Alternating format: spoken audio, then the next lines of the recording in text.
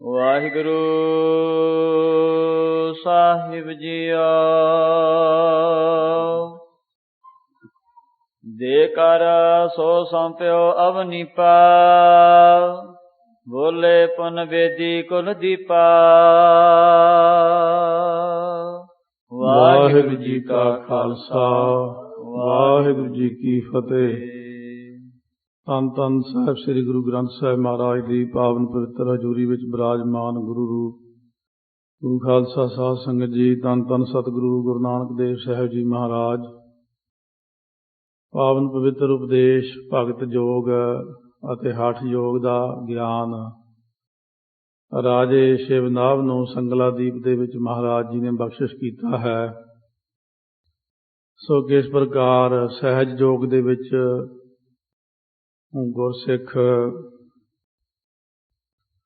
ਬਹੁਤ ਸੁਖੈਨ ਹੀ ਇੱਕ ਬਹੁਤ ਐਸੀ ਉੱਚੀ ਅਵਸਥਾ ਵਿੱਚ ਚਲਿਆ ਜਾਂਦਾ ਹੈ ਕਿ ਜਿੱਥੇ ਮਨ ਸਹਿਜ ਸਮਾਧ ਵਿੱਚ ਹੋ ਕੇ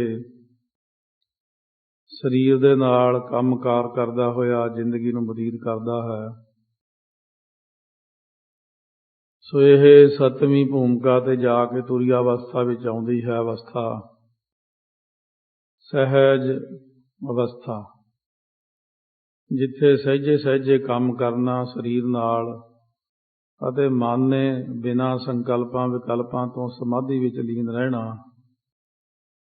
ਸਾਰੇ ਕੰਮ ਦਿਖਾਵੇ ਮਾਤਰ ਜਾਂ ਸਰੀਰ ਦੀ ਤੰਦਰੁਸਤ ਲਈ ਕਰਦਾ, ਥੋੜ੍ਹਾ ਬਹੁਤ ਖਾਣਾ ਖਾਂਦਾ ਅਤੇ ਥੋੜ੍ਹਾ ਜਿਹਾ ਸੌਣਾ, ਬਹੁਤ ਘੱਟ ਬੋਲਣਾ, ਬਹੁਤ ਘੱਟ ਖਾਣਾ, ਬਹੁਤ ਘੱਟ ਸੌਣਾ। ਸੋ ਮਹਾਰਾਜ ਜੀ ਨੇ ਸੰਗਲਾਦੀਪ ਦੇ ਰਾਜੇ ਨੂੰ ਜਿੱਥੇ ਉਪਦੇਸ਼ ਦਿੱਤਾ ਸੀ, ਅੱਜ ਸਤਿਗੁਰੂ ਮਹਾਰਾਜ ਨੇ ਇਹਨਾਂ ਦਿਨਾਂ ਵਿੱਚ ਆਪਾਂ ਨੂੰ ਉਪਦੇਸ਼ ਦੀ ਦਾਤ ਬਖਸ਼ਿਸ਼ ਕੀਤੀ ਹੈ। ਆਓ ਅੱਗੇ ਜਿਸ ਪ੍ਰਕਾਰ ਰਾਜੇ ਨੇ ਬੇਨਤੀ ਕੀਤੀ ਕਿ ਸੰਗਤ ਨੂੰ ਵੀ ਸਿੱਖੀ ਦਿਓ, ਮੇਰੇ ਦੇਸ਼ ਵਿੱਚ ਵੀ ਲੋਕ ਸਿੱਖ ਬਣ ਜਾਣ। ਸਤਿਗੁਰੂ ਮਹਾਰਾਜ ਉੱਥੇ ਬਹੁਤ ਜ਼ਿਆਦਾ ਸਿੱਖੀ ਦਾ ਪ੍ਰਚਾਰ ਗੁਰੂ ਸਾਹਿਬ ਨੇ ਕੀਤਾ ਹੈ। ਅੱਗੇ ਸ਼ਰਵਣ ਕਰਦੇ ਹਾਂ, ਰਸਨਾ ਨੂੰ ਕਰੀਏ ਪਵਿੱਤਰ। ਪਿਆਰ ਸਤਿਕਾਰ ਨਾਲ ਗੱਜ ਕੇ ਆਖੋ ਸਤਿਨਾਮ ਸ੍ਰੀ ਵਾਹਿਗੁਰੂ ਸਾਹਿਬ ਜੀ। ਸਤਿਨਾਮ ਸ੍ਰੀ ਵਾਹਿਗੁਰੂ ਸਾਹਿਬ ਜੀ। ਦੇ ਕਰ ਸੋ ਸੌਂਪਿਓ ਅਵਨੀਪਾ। ਹੁਣ ਇਸ ਤਰੀਕੇ ਨਾਲ ਉਹ ਜਿਹੜਾ ਉਪਦੇਸ਼ ਸੀ ਸਾਰਾ, ਮਹਾਰਾਜ ਨੇ ਦੋਨੋਂ ਪੱਖ ਦੱਸ ਦਿੱਤੇ ਕਿ ਭਗਤ ਯੋਗ ਇਸ ਤਰ੍ਹਾਂ ਹੁੰਦਾ ਹੈ ਤੇ ਹਠ ਯੋਗ ਇਸ ਤਰ੍ਹਾਂ ਹੁੰਦਾ ਹੈ। ਔਰ ਸਤਿਗੁਰੂ ਮਹਾਰਾਜ ਨੇ ਰਾਜੇ ਨੂੰ ਅਤੇ ਉਹਦੇ ਜਿਤਨੇ ਅਹਿਲਕਾਰ ਸਨ, ਪਰਜਾ ਸੀ, ਇਹ ਇੱਕ 110 ਦੇ 13 ਅਧਿਆਏ ਜਿਹਦੇ ਵਿੱਚ ਰਾਜੇ ਨੇ ਲਿਖਿਆ ਸਾਰਾ ਕੁਝ, ਉਹ ਪੁਸਤਕ ਬਣਾ ਕੇ ਦਿੱਤੀ। ਬੋਲੇ ਪੁਨ ਬੇਦੀ ਕੁਲ ਦੀਪਾ। ਬੇਦੀਆਂ ਦੀ ਕੁਲ ਦੇ ਦੀਪਕ ਰੂਪ, ਪ੍ਰਕਾਸ਼ ਰੂਪ ਗੁਰੂ ਨਾਨਕ ਦੇਵ ਜੀ ਬੋਲੇ ਬਚਨ। ਜਬ ਸਿੱਖ ਕੋ ਆਵੈ ਹਮ ਦੇਸੂ। ਜਬ ਸਿੱਖ ਕੋ ਆਵੈ ਹਮ ਦੇਸੂ, ਜਦੋਂ ਕੋਈ ਸਿੱਖ ਸਾਡੇ ਦੇਸ਼ ਵਿੱਚ ਆਵੇਗਾ ਜਾਂ ਤੇਰੇ ਕੋਲ ਅਸੀਂ ਸਿੱਖ ਭੇਜਾਂਗੇ। ਜਾਚੇ ਤੋਂ ਪੈ ਦੇਰ ਨਿਰਸੂ। ਜਦੋਂ ਮੰਗੇਗਾ ਆ ਕੇ, ਉਦੋਂ ਇਹ ਪੁਸਤਕ ਉਹਨੂੰ ਦੇ ਦੇਣੀ। ਚਿਰੰਕਾਲ ਪੁਨ ਕੀਨ ਬਸੇਰਾ। ਫਿਰ ਮਹਾਰਾਜ ਨੇ ਕਾਫੀ ਦੇਰ ਤੱਕ, ਕਾਫੀ ਮਹੀਨੇ ਉੱਥੇ ਰਹਿਣਾ ਕੀਤਾ। ਭਇਓ ਸੁਦੇਸ ਨਿਹਾਲ ਕਨੇਰਾ।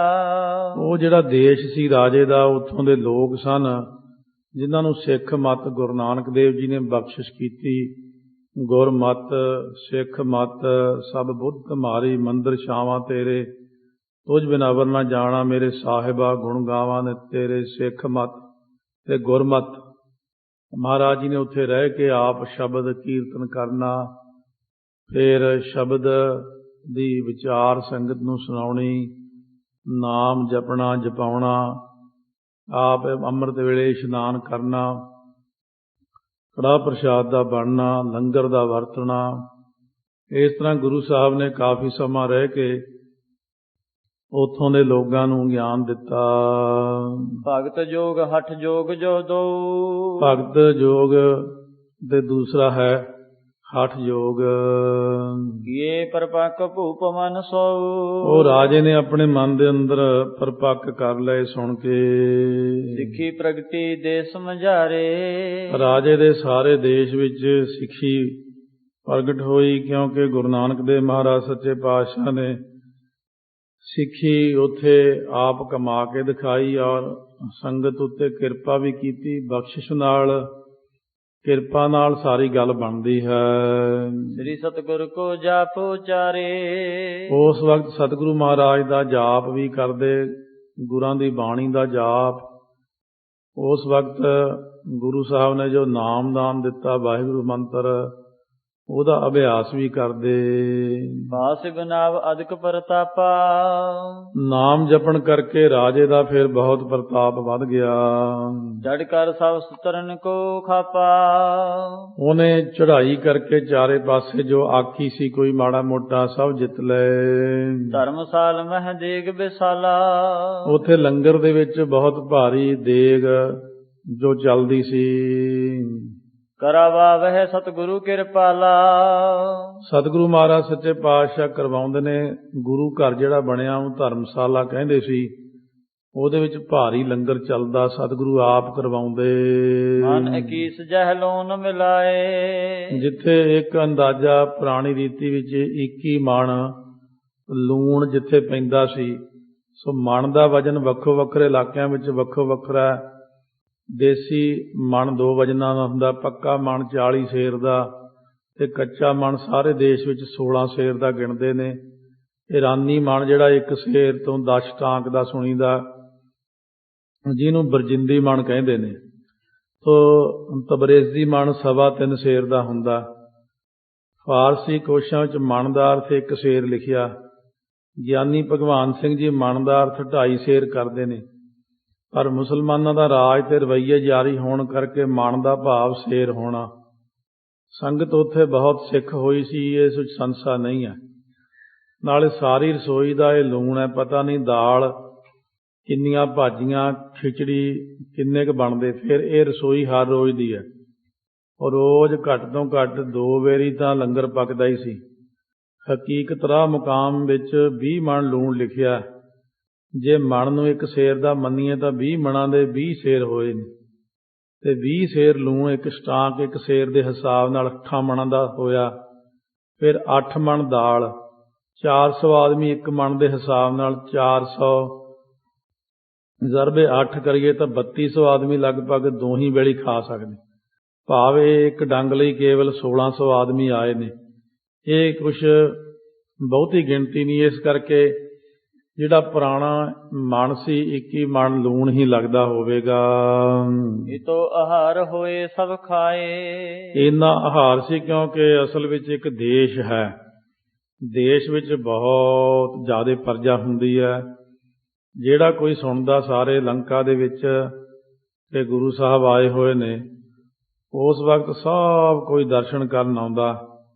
ਲੰਗਰ ਦੇ ਵਿੱਚ ਬੇਅੰਤ ਇਕੱਠ ਲੱਖਾਂ ਦੀ ਗਿਣਤੀ ਵਿੱਚ ਹੁੰਦਾ ਸੀ। ਕੀਰਤਨ ਸਤਨਾਮ ਕੋ ਹੋਵੇ। ਸੱਚੇ ਨਾਮ ਦਾ ਕੀਰਤਨ, ਗੁਰਬਾਣੀ ਦਾ ਕੀਰਤਨ ਹੁੰਦਾ। ਸੰਗਤ ਜਿਹੜੇ ਲੋਕ ਨਹੀਂ ਸੀ ਬਾਣੀ ਹਲੇ ਸਿੱਖ ਸਕਦੇ, ਪੜ੍ਹ ਸਕਦੇ, ਉਹਨਾਂ ਨੂੰ ਗੁਰੂ ਨਾਨਕ ਦੇਵ ਜੀ ਨੇ ਇੱਕ ਸੌਖਾ ਰਾਹ ਦੱਸ ਦਿੱਤਾ ਵੀ ਇਹ 2 ਅੱਖਰ ਤਾਂ ਭਾਵੇਂ ਕਿਸੇ ਨੂੰ ਬਕਵਾ ਲਓ, ਸਤਨਾਮ ਵਾਹਿਗੁਰੂ, ਸਤਨਾਮ ਵਾਹਿਗੁਰੂ। ਇਸ ਤਰ੍ਹਾਂ ਮਹਾਰਾਜ ਨੇ ਉੱਥੇ ਸਾਰਿਆਂ ਲੋਕਾਂ ਨੂੰ ਨਾਮ ਜਪਣ ਲਾ ਦਿੱਤਾ। ਜੋ ਬਹੁ ਜਨ ਮਨ ਕਲਮਲ ਖੋਵੈ। ਨਾਮ ਇਹੀ ਜੀ ਬਖਸ਼ਿਸ਼ ਹੁੰਦੀ ਜੇ ਧਿਆਨ ਦੇ ਕੇ ਨਾਮ ਨੂੰ ਜਪਿਆ ਜਾਵੇ। ਜਿਵੇਂ ਰਾਤ ਤਰੀਕਾ ਦੱਸਿਆ ਸੀ ਨਾਮ ਜਪਣ ਦਾ, ਵਾਕਈ ਮਨ ਦੇ ਹਿਰਦੇ ਵਿੱਚੋਂ ਕਲ ਮਲ ਵਿਉ ਰੂਪ ਪਾਪ ਖਤਮ ਹੋ ਜਾਂਦੇ ਨੇ। ਦਿਨ ਪ੍ਰਤ ਚੱਲਣ ਚਾਹਤ ਜਗ ਤੇਸਾ। ਹੁਣ ਸਤਿਗੁਰੂ ਮਹਾਰਾਜ ਸੱਚੇ ਪਾਤਸ਼ਾਹ 4 ਮਹੀਨੇ 6 ਮਹੀਨੇ ਲੰਘ ਗਏ। ਸਤਿਗੁਰੂ ਕਹਿੰਦੇ ਅੱਛਾ ਰਾਜਾ ਹੁਣ ਚੱਲੀਏ ਭਾਈ, ਹੋਰ ਥਾਂ ਵੀ ਪ੍ਰਚਾਰ ਕਰਨਾ ਹੈ। ਫੇਰ ਰੋਕ ਲੈਂਦਾ ਬੇਨਤੀ ਕਰਕੇ। ਕਰਹਿ ਭਾਉ ਬਹੁ ਰਖਹਿ ਨਰੇਸਾ। ਕਿਉਂਕਿ ਬਹੁਤਾ ਜ਼ਿਆਦਾ ਹੀ ਪ੍ਰੇਮ ਕਰਦਾ ਰਾਜਾ, ਫੇਰ ਰੱਖ ਲੈਂਦਾ ਹੈ। ਕਰੀ ਪਰਪੱਕ ਸਿੱਖੀ ਕੀ ਰੀਤਾ। ਸਿੱਖੀ ਦੀ ਰੀਤ ਜਿਹੜੀ ਸੀ ਉਹ ਚਾਰੇ ਪਾਸੇ ਸੰਗਲਾ ਦੀਪ ਦੇ ਵਿੱਚ ਪਰਪੱਕ ਕਰ ਦਿੱਤੀ ਹੈ। ਨਿਤ ਪ੍ਰਤ ਵਧਹਿ ਭਜਨ ਮਹਿ ਪ੍ਰੀਤਾ। ਹੁਣ ਹਰ ਰੋਜ਼ ਭਜਨ ਪਾਠ ਵਿੱਚ, ਬੰਦਗੀ ਵਿੱਚ ਸਾਰਿਆਂ ਦੀ ਪ੍ਰੀਤੀ ਵੱਧਦੀ ਸੀ। ਕਰੋ ਗਿਆਨ ਮੈਂ ਪੂਰਨ ਰਾਉ। ਉਸ ਵਕਤ ਮਹਾਰਾਜ ਸੱਚੇ ਪਾਤਸ਼ਾਹ ਨੇ ਜਿਹੜਾ ਹੈ ਰਾਜਾ ਕਰਿਓ ਗਿਆਨ ਮੈਂ ਪੂਰਨ ਰਾਉ, ਰਾਜੇ ਨੂੰ ਗਿਆਨ ਵਿੱਚ ਪੂਰਾ ਭਾਵ ਸੱਤਵੀਂ ਭੂਮਿਕਾ 'ਚ ਆਪਣੀ ਕਿਰਪਾ ਨਾਲ ਲੈ ਗਏ ਬ੍ਰਹਮ ਗਿਆਨ ਤੱਕ। ਕਿਉਂਕਿ ਰਾਜਾ ਪਿਛਲੇ ਕਈ 100 ਜਨਮਾਂ ਦਾ ਭਗਤ ਹੈ ਪ੍ਰਮਾਤਮਾ ਦਾ। ਇਹ ਇੱਕੋ ਜਨਮ ਦੀ ਖੇਡ ਨਹੀਂ ਹੁੰਦੀ। ਤਾਈਓ ਸਤਿਗੁਰੂ ਇੰਨੀ ਦੂਰ ਰਾਜੇ ਨੂੰ ਦਰਸ਼ਨ ਦੇਣ ਵਾਸਤੇ ਗਏ ਆ। ਸ੍ਰੀ ਨਾਨਕ ਜੀ ਦਿਆਲ ਸੁਭਾਉ। ਕਿਉਂਕਿ ਗੁਰੂ ਨਾਨਕ ਦੇਵ ਜੀ ਦਾ ਸੁਭਾਅ ਜਿਹੜਾ ਹੈ ਬਹੁਤ ਜ਼ਿਆਦਾ ਹੀ ਦਿਆਲ ਹੈ। ਕੁਛ ਵੀ ਮੰਗ ਲਓ ਮਹਾਰਾਜ ਸੱਚੇ ਪਾਤਸ਼ਾਹ ਤੋਂ, ਜੋ ਮੰਗ ਹੈ ਠਾਕੁਰ ਆਪਣੇ ਤੇ ਸੋਈ ਸੋਈ ਦੇਵੈ। ਨਾਨਕ ਦਾਸ ਮੁਖ ਤੇ ਜੋ ਬੋਲੈ, ਈਹਾ ਊਹਾ ਸੱਚ ਹੋਵੈ। ਬਹਿਰੋ ਮੰਜੀ ਪਰ ਬੈ ਸਾਰਾ। ਮਹਾਰਾਜ ਸੱਚੇ ਪਾਤਸ਼ਾਹ ਨੂੰ ਫਿਰ ਤੁਰਨ ਨਹੀਂ ਦਿੰਦਾ ਰਾਜਾ। ਜਦੋਂ ਸਤਿਗੁਰੂ ਨੇ ਦੇਖਿਆ ਹੁਣ 7ਵੀਂ ਭੂਮਿਕਾ ਦਾ ਮਾਲਕ ਬਣ ਗਿਆ, ਬ੍ਰਹਮ ਗਿਆਨ ਚਲਿਆ ਗਿਆ, ਫਿਰ ਗੁਰੂ ਸਾਹਿਬ ਨੇ ਮੰਜੀ ਬਖਸ਼ੀ। ਭਾਵ ਗੁਰੂ ਨਾਨਕ ਦੇਵ ਮਹਾਰਾਜ ਸੱਚੇ ਪਾਤਸ਼ਾਹ ਨੇ ਜੋ ਇੱਕ ਮੰਜੀ ਹੁੰਦੀ ਸੀ ਉਸ ਵਕਤ, ਉਦੋਂ ਗੁਰਮੁਖ ਦੀ ਪਦਵੀ ਦਿੰਦੇ ਸੀ। ਸਾਧ ਸੰਗਤ ਵਿੱਚ ਗੁਰਮੁਖ ਪਦਵੀ ਆਪ ਜਪੇ ਤੇ ਹੋਰਨਾਂ ਨੂੰ ਜਪਾਵੇ। ਨਾਮ ਜਪਾਉਣ ਦਾ ਅਧਿਕਾਰ ਸਿੱਖ ਨੂੰ ਦਿੱਤਾ ਤੇ ਉਹਦਾ ਸਤਿਕਾਰ ਵੀ ਲਿਖਿਆ। ਜਨ ਨਾਨਕ ਧੂੜ ਮੰਗੈ ਤਿਸ ਗੁਰ ਸੇਖੀ, ਜੋ ਆਪ ਜਪੈ ਅਵਰਹਿ ਨਾਮ ਜਪਾਵੈ। ਇਸ ਕਰਕੇ ਮਹਾਰਾਜ ਆਪਣੇ ਸਿੱਖ ਨੂੰ ਜੇ ਆਪ ਥਾਪ ਦੇਣ ਬਈ ਤੂੰ ਭਾਈ ਸਿੱਖੀ ਦਾ ਪ੍ਰਚਾਰ ਕਰ ਤੇ ਨਾਮ ਜਪਾ, ਫਿਰ ਉਹਨੂੰ ਅਧਿਕਾਰ ਮਿਲ ਜਾਂਦਾ ਗੁਰੂ ਸਾਹਿਬ ਵੱਲੋਂ। ਇਸ ਤਰ੍ਹਾਂ ਤੀਜੇ ਪਾਤਸ਼ਾਹ ਨੇ ਮਾਈਆਂ ਨੂੰ 72 ਪੀੜੇ ਬਖਸ਼ੇ ਸਨ ਅਤੇ ਭਾਈਆਂ ਨੂੰ 22 ਮੰਜੀਆਂ ਬਖਸ਼ੀਆਂ ਸੀ। ਇਹ ਉਸੇ ਤਰ੍ਹਾਂ ਹੀ ਮੰਜੀ ਹੁੰਦੀ ਹੈ ਜਿਵੇਂ ਇੱਕ ਥਾਂ ਦੇ ਉੱਤੇ ਪ੍ਰਚਾਰਕ ਥਾਪ ਦੇਣਾ। ਪਰ ਉਦੋਂ ਦੇ ਪ੍ਰਚਾਰਕ ਜਿੰਨੇ ਥਾਪੇ ਸੀ ਉਹ ਬ੍ਰਹਮ ਗਿਆਨ ਵਿੱਚ ਹੁੰਦੇ ਸੀ, ਜਾਂ ਕੋਈ ਅਵਸਥਾ ਜ਼ਰੂਰ ਬਣੀ ਹੁੰਦੀ ਸੀ, ਮਨ ਟਿਕਿਆ ਹੋਣਾ, ਸਿੱਖੀ 'ਚ ਪਰਪੱਕ ਹੋਣਾ।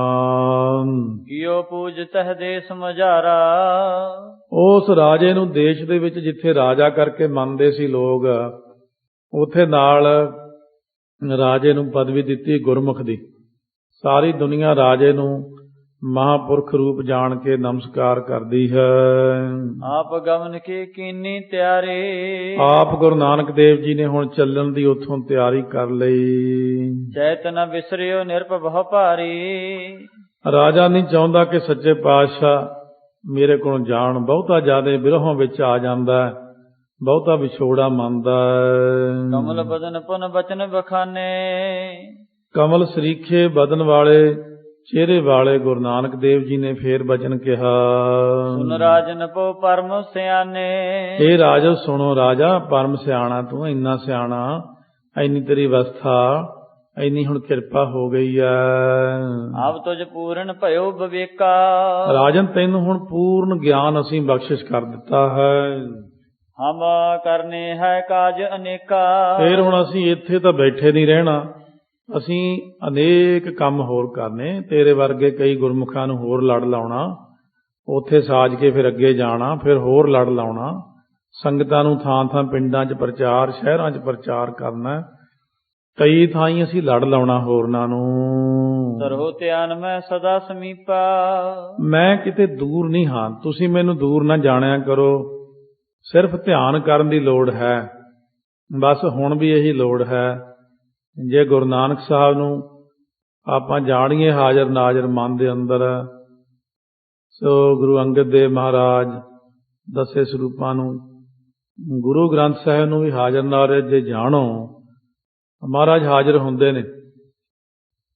ਬਹੁਤ ਸਾਰੀਆਂ ਐਸੀਆਂ ਗੱਲਾਂ ਜੇ ਨਹੀਂ ਪਤਾ ਹੁੰਦੀਆਂ ਤੇ ਉਹ ਤੇ ਆਪਾਂ ਨੂੰ ਕਿੰਤੂ ਨਹੀਂ ਕਰਨਾ ਚਾਹੀਦਾ, ਬੋਲਣਾ ਨਹੀਂ ਚਾਹੀਦਾ। ਗੁਰੂ ਗ੍ਰੰਥ ਸਾਹਿਬ ਸੱਚੇ ਪਾਤਸ਼ਾਹ ਇੰਨੀ ਸਮਰੱਥਾ ਦੇ ਮਾਲਕ ਨੇ, ਤੁਸੀਂ ਰਾਤ ਨੂੰ ਰੋਜ਼ ਅਰਦਾਸ ਕਰਕੇ ਸੌਂ, ਹੇ ਗੁਰੂ ਗ੍ਰੰਥ ਸਾਹਿਬ ਮੈਨੂੰ ਸੁਪਨੇ 'ਚ ਦਰਸ਼ਨ ਦਿਓ। ਮਹਾਰਾਜ ਜੀ ਸੁਪਨੇ 'ਚ ਬਖਸ਼ਿਸ਼ ਕਰਦੇ, ਦਰਸ਼ਨ ਦਿੰਦੇ ਨੇ। ਫਿਰ ਇੱਕ ਸਿੰਘ ਨੇ ਪਟਿਆਲੇ, ਬਹੁਤ ਅਭਿਆਸੀ ਆ, ਉਹਨੇ ਪਰ ਤੱਕ ਅੱਖਾਂ ਖੁੱਲੀਆਂ 'ਚ ਬੇਨਤੀ ਕੀਤੀ, ਮਹਾਰਾਜ ਅੱਜ ਸਿਹਤ ਕੁਛ ਮਸਤਾਨੀ ਹੈ, ਤੁਸੀਂ ਆਪ ਕਿਰਪਾ ਕਰਕੇ ਦਰਸ਼ਨ ਬਖਸ਼ੋ। ਫਿਰ ਉਹਨੇ ਮੈਨੂੰ ਦੱਸਿਆ, ਕਹਿੰਦਾ ਸਾਹਮਣੇ ਪ੍ਰਕਾਸ਼ ਹੋ ਕੇ ਪਾਲਕੀ ਸਾਹਿਬ ਦੇ ਵਿੱਚ ਗੁਰੂ ਗ੍ਰੰਥ ਸਾਹਿਬ 2 ਮਿੰਟ ਮੇਰੇ ਸਾਹਮਣੇ ਰਹੇ, ਪਰ ਤੱਕ ਅੱਖਾਂ ਖੁੱਲੀਆਂ ਵਿੱਚ ਮੱਥਾ ਟੇਕਿਆ, ਅਰਦਾਸ ਕੀਤੀ, ਫਿਰ ਸਤਿਗੁਰੂ ਜੀ ਉੱਥੋਂ ਅਲੋਪ ਹੋ ਗਏ। ਇਹ ਚੀਜ਼ ਕਰਨੀ ਪੈਂਦੀ, ਮਿਹਨਤ ਅਭਿਆਸ ਨਾਲ ਸਾਰਾ ਕੁਝ ਬਣ ਜਾਂਦਾ। ਜੇ ਕਹੋ ਇਹ ਕਿਵੇਂ ਹੋ ਸਕਦਾ, ਟਰੈਕ ਤੋਂ ਬਾਹਰ ਜਿਹੜੇ ਬੰਦੇ, ਉਹ ਇਹ ਗੱਲ ਨਾ ਕਰੋ। ਜਿਹੜਾ ਖਿਡਾਰੀ ਖੇਡ ਰਿਹਾ ਹੁੰਦਾ ਗਰਾਊਂਡ ਵਿੱਚ, ਉਹਨੂੰ ਪਤਾ ਹੁੰਦਾ ਸਾਰੀਆਂ ਗੱਲਾਂ ਦਾ। ਪਾਸੇ ਜਿਹੜੇ ਦਰਸ਼ਕ ਬੈਠੇ ਹੁੰਦੇ ਆ, ਉਹ ਦਰਸ਼ਕ ਹੀ ਹੁੰਦੇ ਆ। ਇਸ ਕਰਕੇ ਮਿਹਨਤ ਦੀ ਲੋੜ ਆ, ਅਭਿਆਸ ਦੀ ਲੋੜ ਹੈ। ਨਾਲੇ ਬਾਣੀ ਅੱਗੇ ਕੁਝ ਨਹੀਂ ਕਿਹਾ ਜਾ ਸਕਦਾ ਵੀ ਇਹ ਨਹੀਂ ਹੋ ਸਕਦਾ। ਬਾਣੀ ਤਾਂ ਇੰਨੀ ਸਮਰੱਥ ਹੈ, ਓੰਕਾਰ ਅੱਖਰ ਕਹਿ ਕੇ ਤਾਂ ਸ੍ਰਿਸ਼ਟੀ ਰਚ ਦਿੱਤੀ ਮਹਾਰਾਜ ਨੇ। ਇੱਥੇ ਤਾਂ ਆਪਣੇ ਕੋਲ ਪੂਰਨ ਸਰੂਪ ਗੁਰੂ ਗ੍ਰੰਥ ਸਾਹਿਬ ਨਿਰੰਕਾਰ ਅਕਾਲ ਪੁਰਖ ਵਾਹਿਗੁਰੂ ਆਪ ਹਾਜ਼ਰ ਨਾਜ਼ਰ ਹਨ। ਅਸ ਸੁਨ ਗਦ ਗਦ ਭਾਵ ਨੀਪਾ। ਇਸ ਤਰ੍ਹਾਂ ਸੁਣ ਕੇ ਰਾਜਾ ਬਹੁਤ ਪ੍ਰਸੰਨ ਹੋਇਆ। ਗੁਰੂ ਨਾਨਕ ਸਾਹਿਬ ਜਦੋਂ ਇਹ ਹੁਣ ਜਿਹੜੀਆਂ ਚੀਜ਼ਾਂ ਨੇ ਐਸੀਆਂ ਨੇ ਕਿ ਤੁਸੀਂ ਅਭਿਆਸ ਕਰੀ ਜਾਓ, ਬਾਣੀ ਦਾ ਬਹੁਤ ਜ਼ਿਆਦਾ ਅਭਿਆਸ ਕਰਨਾ ਪੈਂਦਾ। ਗੁਰੂ ਨਾਨਕ ਦੇਵ ਜੀ ਜਦੋਂ ਇੱਕ ਵਾਰ ਸਾਹਮਣੇ ਦਰਸ਼ਨ ਦੇਣ ਲੱਗ ਜਾਂਦੇ ਨੇ, ਮੁੜ ਕੇ ਜਾਂਦੇ ਹੀ ਨਹੀਂ। ਮਹਾਰਾਜ ਇਹ ਮਾਇਆ ਦੇ ਦਰਸ਼ਨ ਨਹੀਂ ਹਨ, ਵਿਛੋੜੇ ਵਾਲੇ ਦਰਸ਼ਨ ਨਹੀਂ ਹਨ ਪਰਮਾਤਮਾ ਦੇ। ਆਪਾਂ ਕਿਸੇ ਨੂੰ ਮਿਲਦੇ ਹਾਂ, ਵਿਛੜ ਜਾਂਦੇ ਹਾਂ, ਹੋਰ ਕੋਈ ਮਿਲੂਗਾ ਤੁਹਾਨੂੰ ਵਿਛੜ ਜਾਊਗਾ। ਪਰ ਜਦੋਂ ਰੱਬ ਮਿਲ ਜੇ, ਰੱਬ ਵਿਛੜਦਾ ਨਹੀਂ, ਨਾ ਵਿਛੋੜਦਾ। ਬਾਹੇ ਜਿਨ੍ਹਾਂ ਦੀ ਪਕੜੀ ਹੈ, ਸਿਰ ਦੀਜਾ ਬਾਹੇ ਨਾ ਛੋੜੀ ਹੈ। ਸਤਿਗੁਰੂ ਹਰ ਟਾਈਮ ਉਹਨਾਂ ਪ੍ਰੇਮੀਆਂ ਦੀ ਗੱਲ ਮੈਂ ਕਰਦਾ ਜਿਨ੍ਹਾਂ ਤੇ ਕਿਰਪਾ ਕਰਦੇ ਨੇ। ਉਹ ਮਹਾਰਾਜ ਜੀ ਨਾਲ ਹੀ ਰਹਿੰਦੇ ਨੇ ਰਾਤ ਦਿਨ। ਅੱਖਾਂ ਦੇ ਵਿੱਚ ਖੱਬੀ ਅੱਖ 'ਚ ਗੁਰੂ ਨਾਨਕ ਸਾਹਿਬ, ਸੱਜੀ 'ਚ 10ਵੇਂ ਪਾਤਸ਼ਾਹ। ਇਹ ਮੈਂ ਅਭਿਆਸੀਆਂ ਦੀ ਗੱਲਾਂ ਦੱਸਦਾ ਤਾਂ ਕਿ ਕਦੇ ਤੁਹਾਨੂੰ ਵੀ ਐਸਾ ਹੋਵੇ। ਖੱਬੀ ਅੱਖ ਵਿੱਚ ਵਾਹੇ ਤੇ ਸੱਜੀ 'ਚ ਗੁਰੂ, ਇਸ ਤਰ੍ਹਾਂ ਦੀਆਂ ਦਿਖਦੀਆਂ ਚੀਜ਼ਾਂ। ਕਦੇ ਮਸਤਕ 'ਚ ਇੱਕ ਓੰਕਾਰ, ਕਦੇ ਸਿਰ ਤੇ ਇੱਕ ਓੰਕਾਰ, ਕਦੇ ਵਿਆਪਕ ਇੱਕ ਓੰਕਾਰ, ਕਦੇ ਕੰਧਾਂ ਵਿੱਚ ਇੱਕ ਓੰਕਾਰ, ਕਦੇ ਅਸਮਾਨ ਵਿੱਚ ਇੱਕ ਓੰਕਾਰ। ਇਹ ਗੁਰਮੁਖਾਂ ਨੂੰ ਪ੍ਰਕਾਸ਼ ਨਜ਼ਰ ਆਉਂਦਾ।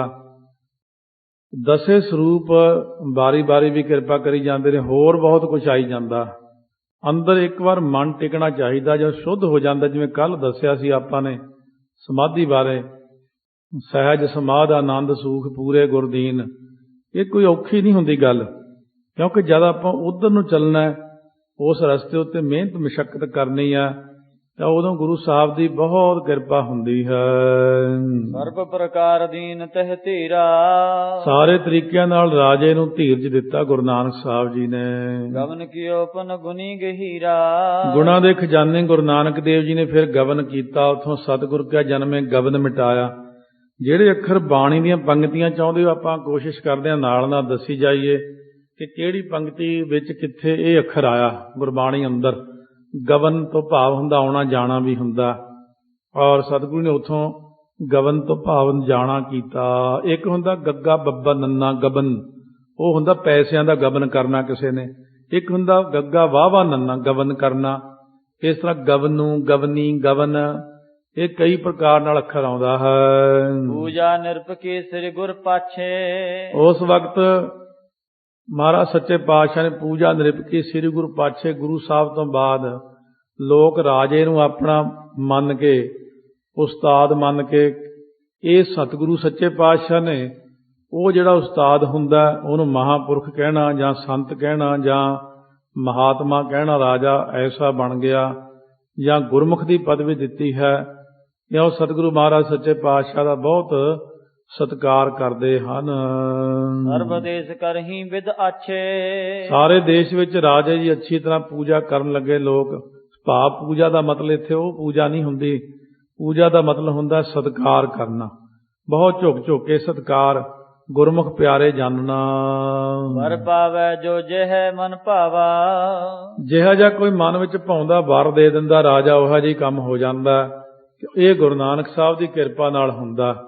ਜਦੋਂ ਗੁਰੂ ਨਾਨਕ ਸਾਹਿਬ ਕਿਸੇ ਦੇ ਵੀ ਸਿਰ ਤੇ ਮਿਹਰ ਭਰਿਆ ਹੱਥ ਰੱਖ ਕੇ ਕਹਿ ਦੇਣ, ਲੈ ਜਿੰਨਾ ਮਰਜ਼ੀ ਵੰਡੀ ਜਾ, ਖਜ਼ਾਨਾ ਤੇਰਾ ਮੁੱਕਣਾ ਹੀ ਨਹੀਂ, ਬਸ ਉਹ ਵੰਡੀ ਜਾ ਰਿਹਾ। ਗੁਰਮੁਖ ਘੋਟ ਉਧਾਰ ਦਾ ਭਾਈ ਦੇ ਨਾਵੈ ਏਕ ਕਣੀ। ਜਦੋਂ ਇੱਕ ਕਣੀ ਨਾਮ ਦੀ ਦੇ ਦੇਣ ਕਿਸੇ ਨੂੰ, ਉਹ ਜਿੰਨਾ ਮਰਜ਼ੀ ਖਜ਼ਾਨਾ ਵੰਡੀ ਜਾਵੇ, ਫੇਰ ਉਹਦਾ ਨਹੀਂ ਮੁੱਕਦਾ। ਰਹਿ ਸਦਾ ਸਤਸੰਗ ਸੁਹਾਵਾ। ਸੋਭਨੀਕ ਸਤਸੰਗਤ ਰਾਜਾ ਕਰਦਾ ਹੈ। ਸੰਗਤ ਬੈਠਦੀ ਹੈ ਔਰ ਸ਼ਬਦ ਸਾਰੇ ਲਿਖਾ ਲਏ। ਜਿੰਨੇ ਸ਼ਬਦ ਸੀ ਸਾਰੇ ਉੱਥੇ ਲਿਖੇ। ਸ਼ਬਦ ਨੂੰ ਮੱਥਾ ਟੇਕਦੇ ਨੇ, ਸ਼ਬਦ ਦੀ ਪੂਜਾ ਕਰਦੀ ਸੰਗਤ। ਸ਼ਬਦ ਦੇ ਕੀਰਤਨ ਹੁੰਦੇ ਨੇ ਔਰ ਸ਼ਬਦ ਦਾ ਹੀ ਵਿਚਾਰ ਹੁੰਦਾ। ਸਵਈਆ ਦੇਸ ਤਿਸੀ ਜਗਤੇ ਸਗਏ ਜਹ ਅੰਗਨਾ ਰਾਜ ਕਰੈ ਪੁਰ ਮਾਹੀ। ਸਤਿਗੁਰੂ ਜੀ ਹੁਣ ਜਦੋਂ ਵਾਪਸੀ ਤੇ ਫੇਰ ਉੱਥੇ ਹੀ ਗਏ। ਤ੍ਰੀਆ ਰਾਜ ਸੀ ਜਿੱਥੇ ਨੂਰ ਸ਼ਾਹ ਦਾ ਨਿਸਤਾਰਾ ਕੀਤਾ ਸੀ। ਮਹਾਰਾਜ ਜੀ ਉੱਥੇ ਚਲੇ ਗਏ। ਮੈਂ ਮਰਦਾਨਾ ਦੋਹੂ ਪਹਚਾਤ ਚਲੇ ਗੁਰੂ ਨਾਨਕ ਆਗੇ ਸੋ ਜਾਹੀ। ਭਾਈ ਬਾਲਾ ਜੀ ਕਹਿੰਦੇ ਮੈਂ ਅਤੇ ਭਾਈ ਮਰਦਾਨਾ ਦੋ ਪਛਾਤ ਚੱਲੇ। ਅਸੀਂ ਗੁਰੂ ਨਾਨਕ ਦੇਵ ਮਹਾਰਾਜ ਦੇ ਪਿੱਛੇ ਪਿੱਛੇ ਤੁਰੇ ਜਾਂਦੇ ਆ ਤੇ ਸਤਿਗੁਰੂ ਸੱਚੇ ਪਾਤਸ਼ਾਹ ਜੀ ਅੱਗੇ ਅੱਗੇ ਬਹੁਤ ਆਨੰਦਮਈ ਚਾਲ ਵਿੱਚ ਜਾ ਰਹੇ ਹਨ। ਦੰਬਨ ਸਾਵਨ ਨਾਮ ਜਪਾਵਨ ਜਾਵਨ ਕਾਰਨ ਅਨ ਕੋ ਨਾਹੀ। ਸੋ ਜਿਨ੍ਹਾਂ ਦਾ ਕੋਈ ਕਾਰਨ ਹੋਰ ਨਹੀਂ ਹੈ ਜਾਣ ਦਾ, ਇਹੀ ਕਾਰਨ ਹੈ ਕਿ ਜਿੱਥੇ ਜਾਣਾ ਦੰਭ ਹੁੰਦਾ ਪਖੰਡ ਨੂੰ ਦੂਰ ਕਰਨਾ, ਨਾਮ ਨੂੰ ਜਪਾਉਣਾ।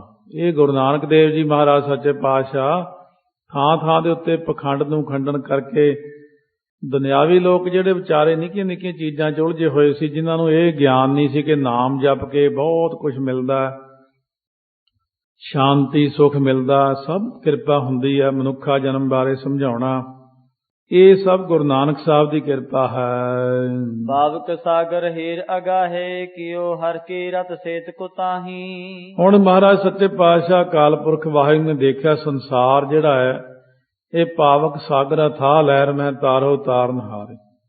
ਇਹ ਸੰਸਾਰ ਅੱਗ ਦਾ ਸਾਗਰ ਦੇਖ ਕਰਕੇ ਔਰ ਗੁਰੂ ਨਾਨਕ ਦੇਵ ਮਹਾਰਾਜ ਸੱਚੇ ਪਾਤਸ਼ਾਹ ਨੇ ਇਹਦੇ ਉੱਤੇ ਇੱਕ ਪੁਲ ਬਣਾ ਦਿੱਤਾ ਹਰੀ ਦੀ ਕੀਰਤੀ ਦਾ, ਅਕਾਲ ਪੁਰਖ ਦੀ ਕੀਰਤੀ। ਜਿਵੇਂ ਸਮੁੰਦਰ ਹੈ, ਇੱਥੇ ਤਾਂ ਪ੍ਰਤਾਖੀ ਸਾਹਮਣੇ ਦਿਖੀ ਜਾਂਦਾ ਆਪਾਂ ਨੂੰ। ਸਮੁੰਦਰ ਦੇ ਉੱਤੇ ਆਪਾਂ ਪੁਲ ਤੋਂ ਹੋ ਕੇ ਸੈਨ ਫਰਾਂਸਿਸਕੋ ਜਾਂਦੇ ਆ, ਤੇ ਜੇ ਕਿਤੇ ਜਾਣਾ ਪਵੇ, ਇੱਕ ਵਾਰ ਪੁਲ ਟੁੱਟ ਗਿਆ ਸੀ, ਕਿੰਨਾ ਔਖਾ ਹੋ ਗਿਆ ਸੀ ਜਾਣਾ। ਪੁਲ ਦੇ ਉੱਤੋਂ ਜਾਣਾ ਸੌਖਾ ਹੁੰਦਾ, ਵੈਸੇ ਜਾਣਾ ਔਖਾ ਹੁੰਦਾ। ਗੁਰੂ ਨਾਨਕ ਦੇਵ ਜੀ ਨੇ ਨਾਮ ਦਾ ਪੁਲ ਬਣਾ ਦਿੱਤਾ। ਸਾਰੀ ਸੰਗਤ ਨੂੰ ਕਿਹਾ ਕਿ ਨਾਮ ਜਪੋ, ਮੂਲ ਮੰਤਰ ਪੜ੍ਹੋ, ਜਪਜੀ ਸਾਹਿਬ ਦੇ ਪਾਠ ਕਰਨੇ, ਬਾਣੀ ਪੜ੍ਹਨੀ। ਇਹਦੇ ਨਾਲ ਸੰਸਾਰ ਸਾਗਰ ਤੋਂ ਤਰਨਾ ਜੋ ਹੈ ਉਹ ਸੌਖਾ ਹੋ ਜਾਵੇਗਾ। ਪੂਰਹ ਤੋਂ ਪੁਰ ਨਾਰ ਨਰੇਸਨ ਤਾਹੀ ਕੀਮਤ ਗਏ ਗਤ ਦਾਨੀ। ਉਸ ਵਕਤ ਗੁਰੂ ਨਾਨਕ ਦੇਵ ਮਹਾਰਾਜ ਸੱਚੇ ਪਾਤਸ਼ਾਹ ਜੀ ਨੇ ਬਖਸ਼ਿਸ਼ਾਂ ਕੀਤੀਆਂ।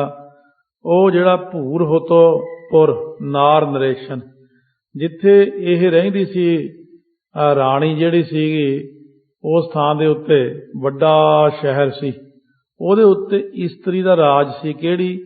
ਨੂਰ ਸ਼ਾਹ। ਉੱਥੇ ਉਹਦੇ ਵਿਚਕਾਰ ਗੁਰੂ ਨਾਨਕ ਦੇਵ ਜੀ ਚਲੇ ਗਏ। ਵਿਚਕਾ ਹੀਰ ਬਰੇ ਵਿਪਨੀ ਪੁਨਾ ਆਪਨ ਭਾਤ ਅਨੇਕਨ ਠਾਨੀ। ਮਹਾਰਾਜ ਸੱਚੇ ਪਾਤਸ਼ਾਹ ਨੇ ਫਿਰ ਉੱਥੇ ਬੀਤਕਾ ਹੁੰਦੀ, ਬੀਹੀ ਕਹਿੰਦੇ ਗਲੀ ਨੂੰ। ਸੋ ਜਿਵੇਂ ਗਲੀਆਂ ਹੁੰਦੀਆਂ ਸ਼ਹਿਰਾਂ ਦੇ ਵਿੱਚ, ਸੋ ਇਸ ਤਰ੍ਹਾਂ ਗਲੀਆਂ ਦੇਖ ਕਰਕੇ ਮਹਾਰਾਜ ਸੱਚੇ ਪਾਤਸ਼ਾਹ ਅੰਦਰ ਮੰਡੀ ਵਿੱਚ ਪ੍ਰਵੇਸ਼ ਕਰਕੇ ਉੱਥੇ ਫਿਰ ਹੱਟੀਆਂ ਲੱਗੀਆਂ ਹੋਈਆਂ, ਦੁਕਾਨਾਂ ਅਨੇਕ ਪ੍ਰਕਾਰ ਦੀਆਂ।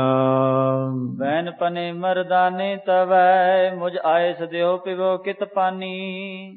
ਉਸ ਵਕਤ ਭਾਈ ਮਰਦਾਨਾ ਜੀ ਨੇ ਬਚਨ ਕੀਤੇ, ਮਹਾਰਾਜ ਆਗਿਆ ਬਖਸ਼ੋ, ਜੇ ਹੁਕਮ ਹੋਵੇ ਤਾਂ ਕਿਤੇ ਪਾਣੀ ਪੀ ਆਵਾਂ। ਲਾਗ ਪਿਪਾਸਾ ਰਹੀ ਮੁਖ ਸੂਕਤਾ ਆਪ ਚਲੋ ਰਲ ਜਾਉ ਸੰਗਾਨੀ। ਮਹਾਰਾਜ ਜੀ ਮੇਰਾ ਮੁਖ ਸੁੱਕ ਰਿਹਾ ਪਿਆਸ ਨਾਲ, ਤੇ ਇਸ ਕਰਕੇ ਤੁਸੀਂ ਚੱਲੋ, ਮੈਂ ਪਾਣੀ ਪੀ ਕੇ ਹੁਣੇ ਆਇਆ, ਮੈਂ ਤੁਹਾਡੇ ਨਾਲ ਆ ਕੇ ਰਲ ਜਾਵਾਂਗਾ ਜੀ। ਦੋਹਰਾ ਇਹ ਬਿਦ ਬਦ ਕਰ ਬਦਨ ਤੇ ਲੈ ਦੁਖ ਕਦਨ ਰਜਾਹੇ। ਇਸ ਤਰ੍ਹਾਂ ਮੁਖ ਦੇ ਵਿੱਚੋਂ ਕਹਿ ਕੇ ਮਹਾਰਾਜ ਸੱਚੇ ਪਾਤਸ਼ਾਹ ਤੋਂ ਆਗਿਆ ਲੈ ਕਰਕੇ ਗੁਰੂ ਸਾਹਿਬ ਜੀ ਦੀ ਗਇਓ ਸੰਗ ਤਜ ਸਦਨ ਇੱਕ ਜਾਚੋ ਜਲ ਮੁਝ ਪਿਆਏ। ਉਸ ਵਕਤ ਮਹਾਰਾਜ ਦਾ ਸਾਥ ਛੱਡ ਕੇ ਇੱਕ ਘਰ ਦੇ ਅੱਗੇ ਜਾ ਕੇ ਖੜ ਗਿਆ। ਜਾ ਕੇ ਭਾਈ ਮਰਦਾਨਾ ਜੀ ਕਹਿਣ ਲੱਗੇ ਕਿ ਮੈਨੂੰ ਜਲ ਪਿਆਓ ਜੀ, ਪਿਆਸ ਲੱਗੀ ਹੈ। ਸਵਈਆ ਇਕ ਤੇ ਹੋਤੀ ਤਨਾ ਬੋਲ ਲਿਓ ਤੁਮ ਅੰਤਰਿਆਨ ਕਰੋ ਜਲ ਪਾਨਾ। ਇੱਕ ਇਸਤਰੀ ਸੀ ਉੱਥੇ, ਉਹ ਕਹਿਣ ਲੱਗੀ, ਆਓ ਜੀ ਆਓ, ਸੰਤ ਜੀ ਅੱਗੇ ਲੰਘੇ ਆਓ, ਤੁਸੀਂ ਅੰਦਰ ਆ ਕੇ ਜਲ ਪਾਨ ਕਰੋ, ਬਾਹਰ ਕਿਉਂ ਖੜੇ ਹੋ? ਕਿਤ ਦੇਸ ਰਹੋ ਕਿਤ ਜਾਵੋਗੇ, ਨਿਜ ਨਾਮ ਬਤਾਵੋ ਭਾਖ ਸੁਜਾਨਾ। ਕਿਸ ਦੇਸ਼ ਵਿੱਚ ਰਹਿੰਦੇ ਹੋ, ਕਿੱਥੇ ਜਾਣਾ ਹੈ, ਆਪਣਾ ਜਿਹੜਾ ਨਾਂ ਹੈ ਤੁਸੀਂ ਇਹ ਸਿਆਣੇ ਦੱਸੋ। ਤਬ ਰੂਪਾ ਅਰੂਪ ਬਾਹਿਰ ਤਹਾਂ, ਇਬ ਬੈਨ ਪਨੈ ਪੁਨਤਾ ਸਨਮਾਨਾ। ਤੁਹਾਡਾ ਰੂਪ ਜਿਹੜਾ ਹੈ ਅਪੂਰਬ ਹੈ, ਬੜਾ ਸੋਹਣਾ ਰੂਪ ਜਿਵੇਂ ਹੋਵੇ, ਐਵੇਂ ਸਿਫਤ ਕਰਨ ਲੱਗ ਪਈ। ਇਉਂ ਬੈਨ ਭਨੈ ਪੁਨ ਤਾਂ ਸਨਮਾਨਾ। ਭਾਈ ਮਰਦਾਨੇ ਨੇ ਇਉਂ ਮਿੱਠੇ ਮਿੱਠੇ ਬਚਨ ਬੋਲ ਕੇ ਬੜਾ ਆਦਰ ਸਤਿਕਾਰ ਜਿਹਾ ਦਿੱਤਾ। ਸੁਨਿਓ ਇਹ ਅੰਤਰ ਜਾਤ ਭਇਓ, ਤੈ ਬੈਸ ਗਇਓ ਮਚ ਪੈ ਮਰਦਾਨਾ। ਸੁਣ ਕੇ ਇਹ ਅੰਦਰ ਜਾ ਕੇ ਬੈਠ ਗਿਆ, ਕਿਉਂ ਭੋਲੇ ਬੰਦੇ ਹੁੰਦੇ, ਭੋਲੇ ਵਿਚਾਰੇ ਭੋਲੇ ਹੀ ਹੁੰਦੇ ਨੇ। ਮਹਾਰਾਜ ਨੇ ਕਿਹਾ ਸੀ ਅੰਦਰ ਨਾ ਜਾਇਆ ਕਰ, ਕਿਤੇ ਬਾਹਰ ਹੀ ਪਾਣੀ ਲੈ ਕੇ ਕੋਈ ਰੋਟੀ ਪਾਣੀ ਲੈ ਕੇ ਖਾ ਲਿਆ ਕਰ। ਲੋਕ ਚਲਾਕ ਬਹੁਤ ਨੇ। ਇਹ ਬਹੁਤਾ ਹੀ ਸਾਦਾ ਸਿੱਧਾ ਜਿਹਾ ਭਾਈ ਮਰਦਾਨਾ ਉੱਥੇ ਜਾ ਕਰਕੇ ਅੰਦਰ ਮੰਜੀ ਤੇ ਬੈਠ ਗਏ। ਦੇਸ਼ ਪੰਜਾਬ ਲਖੋ ਤਰ ਦੂਰ ਸੋ, ਨਾਮ ਹਮਾਰ ਅਹਿ ਮਰਦਾਨਾ। ਉਸ ਵਕਤ ਕਹਿਣ ਲੱਗਿਆ, ਪੰਜਾਬ ਦੇਸ਼ ਹੈ, ਬਹੁਤ ਦੂਰ ਹੈ, ਮੇਰਾ ਨਾਮ ਮਰਦਾਨਾ ਹੈ। ਕੇਵਲ ਕਾਰਨ ਦੇਸਨ ਦੇਖਣਾ, ਕਾਜਨ ਅੰਨ ਹੈ ਕੀਨ ਪਿਆਨਾ। ਹੁਣ ਗੁਰੂ ਨਾਨਕ ਸਾਹਿਬ ਇਹ ਦੱਸਦੇ ਨਹੀਂ ਸੀ ਕੁਝ ਵੀ ਆਪਾਂ ਕੀ ਕਰਨ ਚੱਲੇ ਆ। ਚੱਲ ਭਈ ਮਰਦਾਨਿਆਂ ਸੈਰ ਕਰਕੇ ਆਈ, ਆਪਾਂ ਉਹ ਪਹਾੜਾਂ 'ਚ ਜਾਵਾਂਗੇ, ਤੈਨੂੰ ਦੂਰ ਦੇਸ਼ਾਂ 'ਚ ਲੈ ਕੇ ਜਾਵਾਂਗੇ। ਇਹ ਉਹੀ ਗੱਲ ਇੱਥੇ ਦੱਸਦਾ, ਅਸੀਂ ਤਾਂ ਬਸ ਜੀ ਦੇਸ਼ ਦੇਖਣ ਆਏ ਸਾਰੇ, ਹੋਰ ਸਾਨੂੰ ਕੀ ਕੰਮ ਹੈ, ਇਹ ਘੁੰਮਣ ਫਿਰਨ ਹੀ ਆਏ ਹੋਏ ਆ। ਸੋ ਸੁਨ ਪਾਨ ਪਿਆਵਨ ਕੇ, ਮਿਸ ਗਰੀਬ ਮੈਂ ਤੰਤ ਕੋ ਡਾਰ ਬੰਧਾਨਾ। ਉਹਨੇ ਪਾਣੀ ਪਿਆਉਣ ਦੇ ਬਹਾਨੇ ਉਸ ਵਕਤ ਇਸ ਬਹਾਨੇ ਗਲ ਦੇ ਵਿੱਚ ਤੰਤਰ ਜਿਹਾ ਉਹਦੇ ਉਹ ਝਟਪਟ ਬੰਨ੍ਹ ਦਿੱਤਾ। ਉਹ ਤੇ ਇਸੇ ਦਾ ਦੇ ਉੱਤੇ ਸੀ। ਭਾਈ ਵੀਰ ਸਿੰਘ ਨੇ ਵੀ ਬੜਾ ਸੋਹਣਾ ਗੁਰੂ ਨਾਨਕ ਚਮਤਕਾਰ 'ਚ ਸਾਖੀ ਜੋ ਬਣਾ ਕੇ ਸੋਹਣੀ ਲਿਖੀ ਹੈ।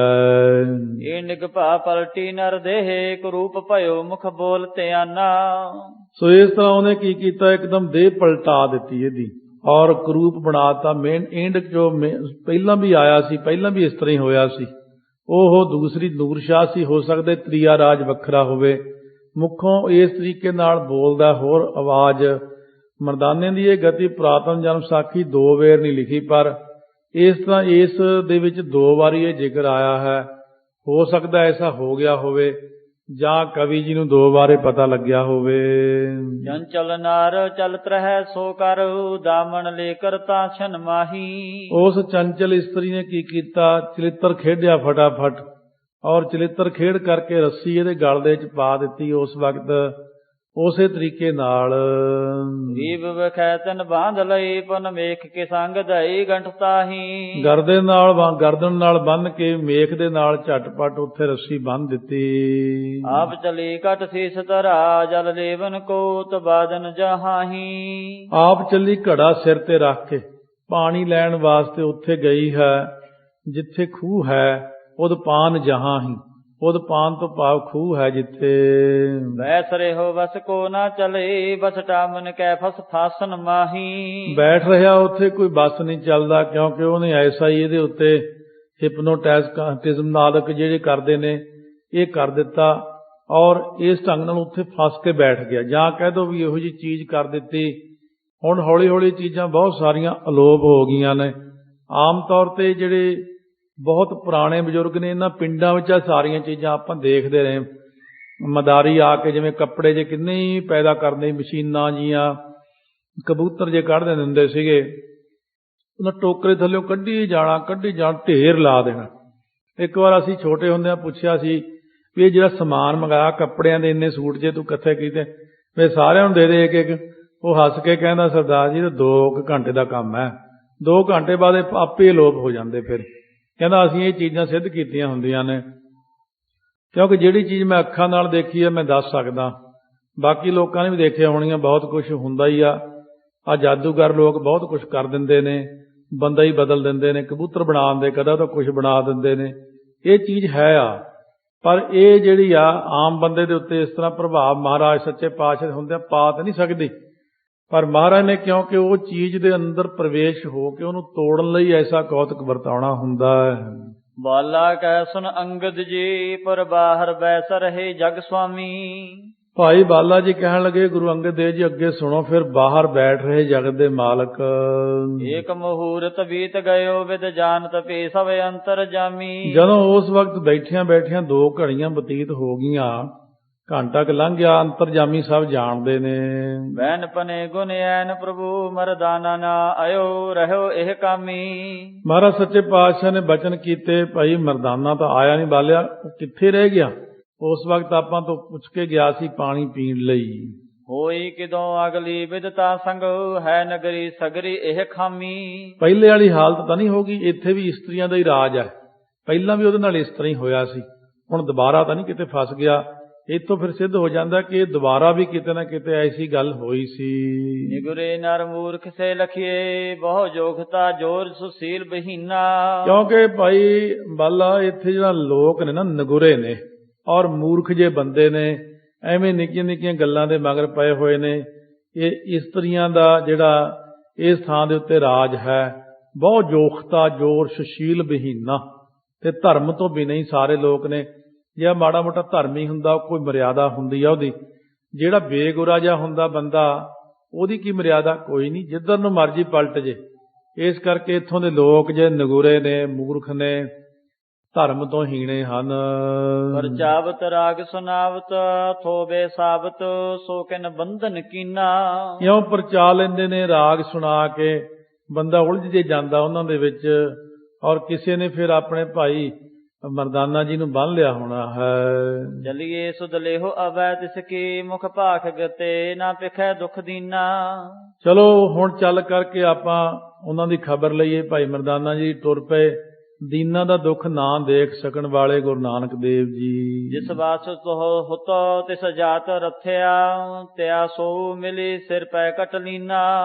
ਹੁਣ ਉਸ ਵਕਤ ਜਿਸ ਬਾਸ ਹੁਤੋ ਤਿਸ ਜਾਤ ਰਥੀਆ, ਉਹ ਜਿਸ ਪਾਸੇ ਵਾਸ ਸੀ ਨਾ, ਉਸ ਗਲੀ ਵਿੱਚ ਜਿਸ ਵਿੱਚ ਘਰ ਸੀ, ਉੱਥੇ ਉਹ ਇਸਤਰੀ ਜਿਹੜੀ ਸੀ, ਉਹ ਮਿਲੀ ਸਿਰ ਦੇ ਉੱਤੇ ਘੜਾ ਚੱਕਿਆ ਹੋਇਆ ਸੀ। ਕਵਿਤਾ ਸ੍ਰੀ ਗੁਰੂ ਨਿਹਾਰ ਬੁਝੀ ਬਚਨ ਉਚਾਰ ਸੋ ਮਾਨਵ ਹਮਾਰ ਇੱਕ ਆਇਓ ਇਹ ਥਾਨ ਕੋ। ਮਹਾਰਾਜ ਸੱਚੇ ਪਾਤਸ਼ਾਹ ਨੇ ਜਦੋਂ ਇਸਤਰੀ ਨੂੰ ਦੇਖਿਆ, ਪੁੱਛਿਆ, ਬਚਨ ਕੀਤਾ ਕਿ ਇੱਧਰ ਇੱਕ ਸਾਡਾ ਬੰਦਾ ਆਇਆ ਸੀ ਪਾਣੀ ਪੀਣ ਵਾਸਤੇ। ਮਹਾਰਾਜ ਨੇ ਦੇਖਿਆ ਪਾਣੀ ਚੱਕੀ ਜਾਂਦੀ ਹੈ, ਇਹ ਪਾਣੀ ਇਹਨੂੰ ਪਤਾ ਹੋਣਾ ਕਿਸੇ ਗੱਲ ਦਾ, ਕਿ ਇਸ ਪਾਸੇ ਉਹਨੂੰ ਛੱਡ ਕੇ ਇਸੇ ਗਲੀ ਵਿੱਚ ਗਏ ਸੀ। ਹਟ ਕਹਿ ਨ ਗਏ ਕੌਣ ਜਾਣੇ ਕਹਾਂ ਭਇਓ ਤੇ ਕਾਜ ਨਹਿ ਕਛੂ ਹਿਤ ਆਇਓ ਪਾਣੀ ਪਾਨ ਕੋ। ਕਿਉਂਕਿ ਉਹ ਵਾਪਸੀ ਨਹੀਂ ਮੁੜਿਆ। ਸਾਡਾ ਬੰਦਾ ਇੱਥੇ ਆਇਆ ਸੀ ਜਿਹੜਾ, ਹੋਰ ਤਾਂ ਉਹਨੂੰ ਕੋਈ ਕੰਮ ਨਹੀਂ ਸੀ, ਇੱਥੇ ਕੋਈ ਸੌਦਾ ਨਹੀਂ ਸੀ ਖਰੀਦਣਾ। ਉਹਨੇ ਸਿਰਫ ਪਾਣੀ ਪੀਣ ਦੀ ਆਗਿਆ ਲਈ ਸੀ ਸਾਤੋਂ। ਪਾਣੀ ਪੀਣ ਵਾਸਤੇ ਸਾਡਾ ਬੰਦਾ ਇੱਧਰ ਆਇਆ ਸੀ। ਠੀਕ ਹੈ ਬੈਨ ਇਹ ਨਰ ਕੋ ਹੈ ਨ ਤਬ ਆਖੂ ਨ ਦੇਖਿਓ ਗਇਓ ਥਾਨ ਕੀਤੇ ਅਨ ਕੋ। ਇਸਤਰੀ ਕਹਿਣ ਲੱਗੀ, ਇੱਥੇ ਤਾਂ ਕੋਈ ਬੰਦਾ ਨਹੀਂ ਹੈ ਤੁਹਾਡਾ, ਨਾ ਮੈਂ ਅੱਖਾਂ ਨਾਲ ਦੇਖਿਆ ਹੈ। ਫਿਰ ਗਿਆ ਕਿੱਧਰ ਨੂੰ ਇਹ ਵੀ ਮੈਨੂੰ ਪਤਾ ਨਹੀਂ ਹੈ। ਅੱਗੇ ਜਾਏ ਹੀਰੋਪੁਰ ਰਹਿ ਨਹੀਂ ਕਹੂੰ ਦੁਰ ਸੁਨੇ ਮਰਦਾਨੇ ਗੁਰ ਬੈਨ ਦੇ ਕਨ ਕੋ। ਕਹਿੰਦੀ ਅੱਗੇ ਜਾ ਕੇ ਦੇਖ ਲਓ, ਕਿਤੇ ਹੋਰ ਦੇਖ ਲਓ, ਕੋਈ ਹੋਰ ਕਿਸੇ ਥਾਂ ਦੇ ਉੱਤੇ ਨਾ ਬੈਠਾ ਹੋਵੇ, ਜਾ ਕੇ ਛੁਪ ਕੇ ਬੈਠਾ ਹੋਣਾ। ਭਾਈ ਮਰਦਾਨੇ ਨੇ ਉੱਥੇ ਅੰਦਰ ਨੇੜੇ ਹੀ ਘਰ ਸੀ। ਗੁਰੂ ਨਾਨਕ ਦੇਵ ਮਹਾਰਾਜ ਸੱਚੇ ਪਾਤਸ਼ਾਹ ਦੇ ਮਿੱਠੇ ਬੋਲ ਸੁਣ ਲਏ। ਦੋਹਰਾ ਵਸ ਨ ਵਸਾਵੇ ਫਸੈ ਕੋ ਵਸ ਵਿਖੈ ਬੰਧਾਨ। ਉਸ ਵਕਤ ਜਦੋਂ ਉਸ ਥਾਂ ਦੇ ਉੱਤੇ ਬੱਧਾ ਹੋਇਆ ਸੀ, ਕੋਈ ਬੱਸ ਨਹੀਂ ਚੱਲਦਾ। ਕਿਉਂਕਿ ਬੱਸ ਚੱਲਦਾ ਨਹੀਂ ਇਸ ਕਰਕੇ ਕਿਉਂਕਿ ਸਾਰਾ ਹੀ ਰੂਪ ਹੀ ਬਦਲ ਦਿੱਤਾ ਉਹਨਾਂ ਨੇ। ਤਾਂ ਤੇ ਉਹ ਜਿਹੜਾ ਬੱਸ ਨਹੀਂ ਚੱਲਦਾ, ਉਹਨਾਂ ਨੂੰ ਇਹ ਸੀ ਨਾਲ ਦੇ ਆਪੇ ਗੇੜੇ ਗੂੜੇ ਲਾ ਕੇ ਮੁੜ ਜਾਣਗੇ। ਬਾਅਦ ਵਿੱਚ ਇੱਥੇ ਅਸੀਂ ਇਹਨਾਂ ਤੋਂ ਫਿਰ ਸਫਾਈਆਂ ਕਰਾ, ਕੰਮ ਕਰਾ, ਪੱਠੇ ਲਿਆ, ਆ ਸਾਡੇ ਡੰਗਰ ਚਾਰ, ਲੋਕਾਂ ਨੂੰ ਇਉਂ ਉੱਥੇ ਕਾਬੂ ਕਰਕੇ ਲੋਕ ਕੰਮ ਕਰਾਉਂਦੇ ਨੇ। ਪਿਆ ਪਿਆ ਪਨ ਹੈ ਸੋਨਾ ਬਈ ਭਗਤ ਵਸਲ ਕੇ ਕਾਨ। ਭਗਤਾਂ ਦੇ ਵਸਲ ਤੋਂ ਭਾਵ ਪਿਆਰੇ ਗੁਰੂ ਨਾਨਕ ਦੇਵ ਸੱਚੇ ਪਾਤਸ਼ਾਹ ਨੂੰ ਭਿਆਂ ਭਿਆਂ ਕਰਕੇ ਇਹ ਜਦੋਂ ਆਵਾਜ਼ ਸੁਣਾਈ ਹੈ।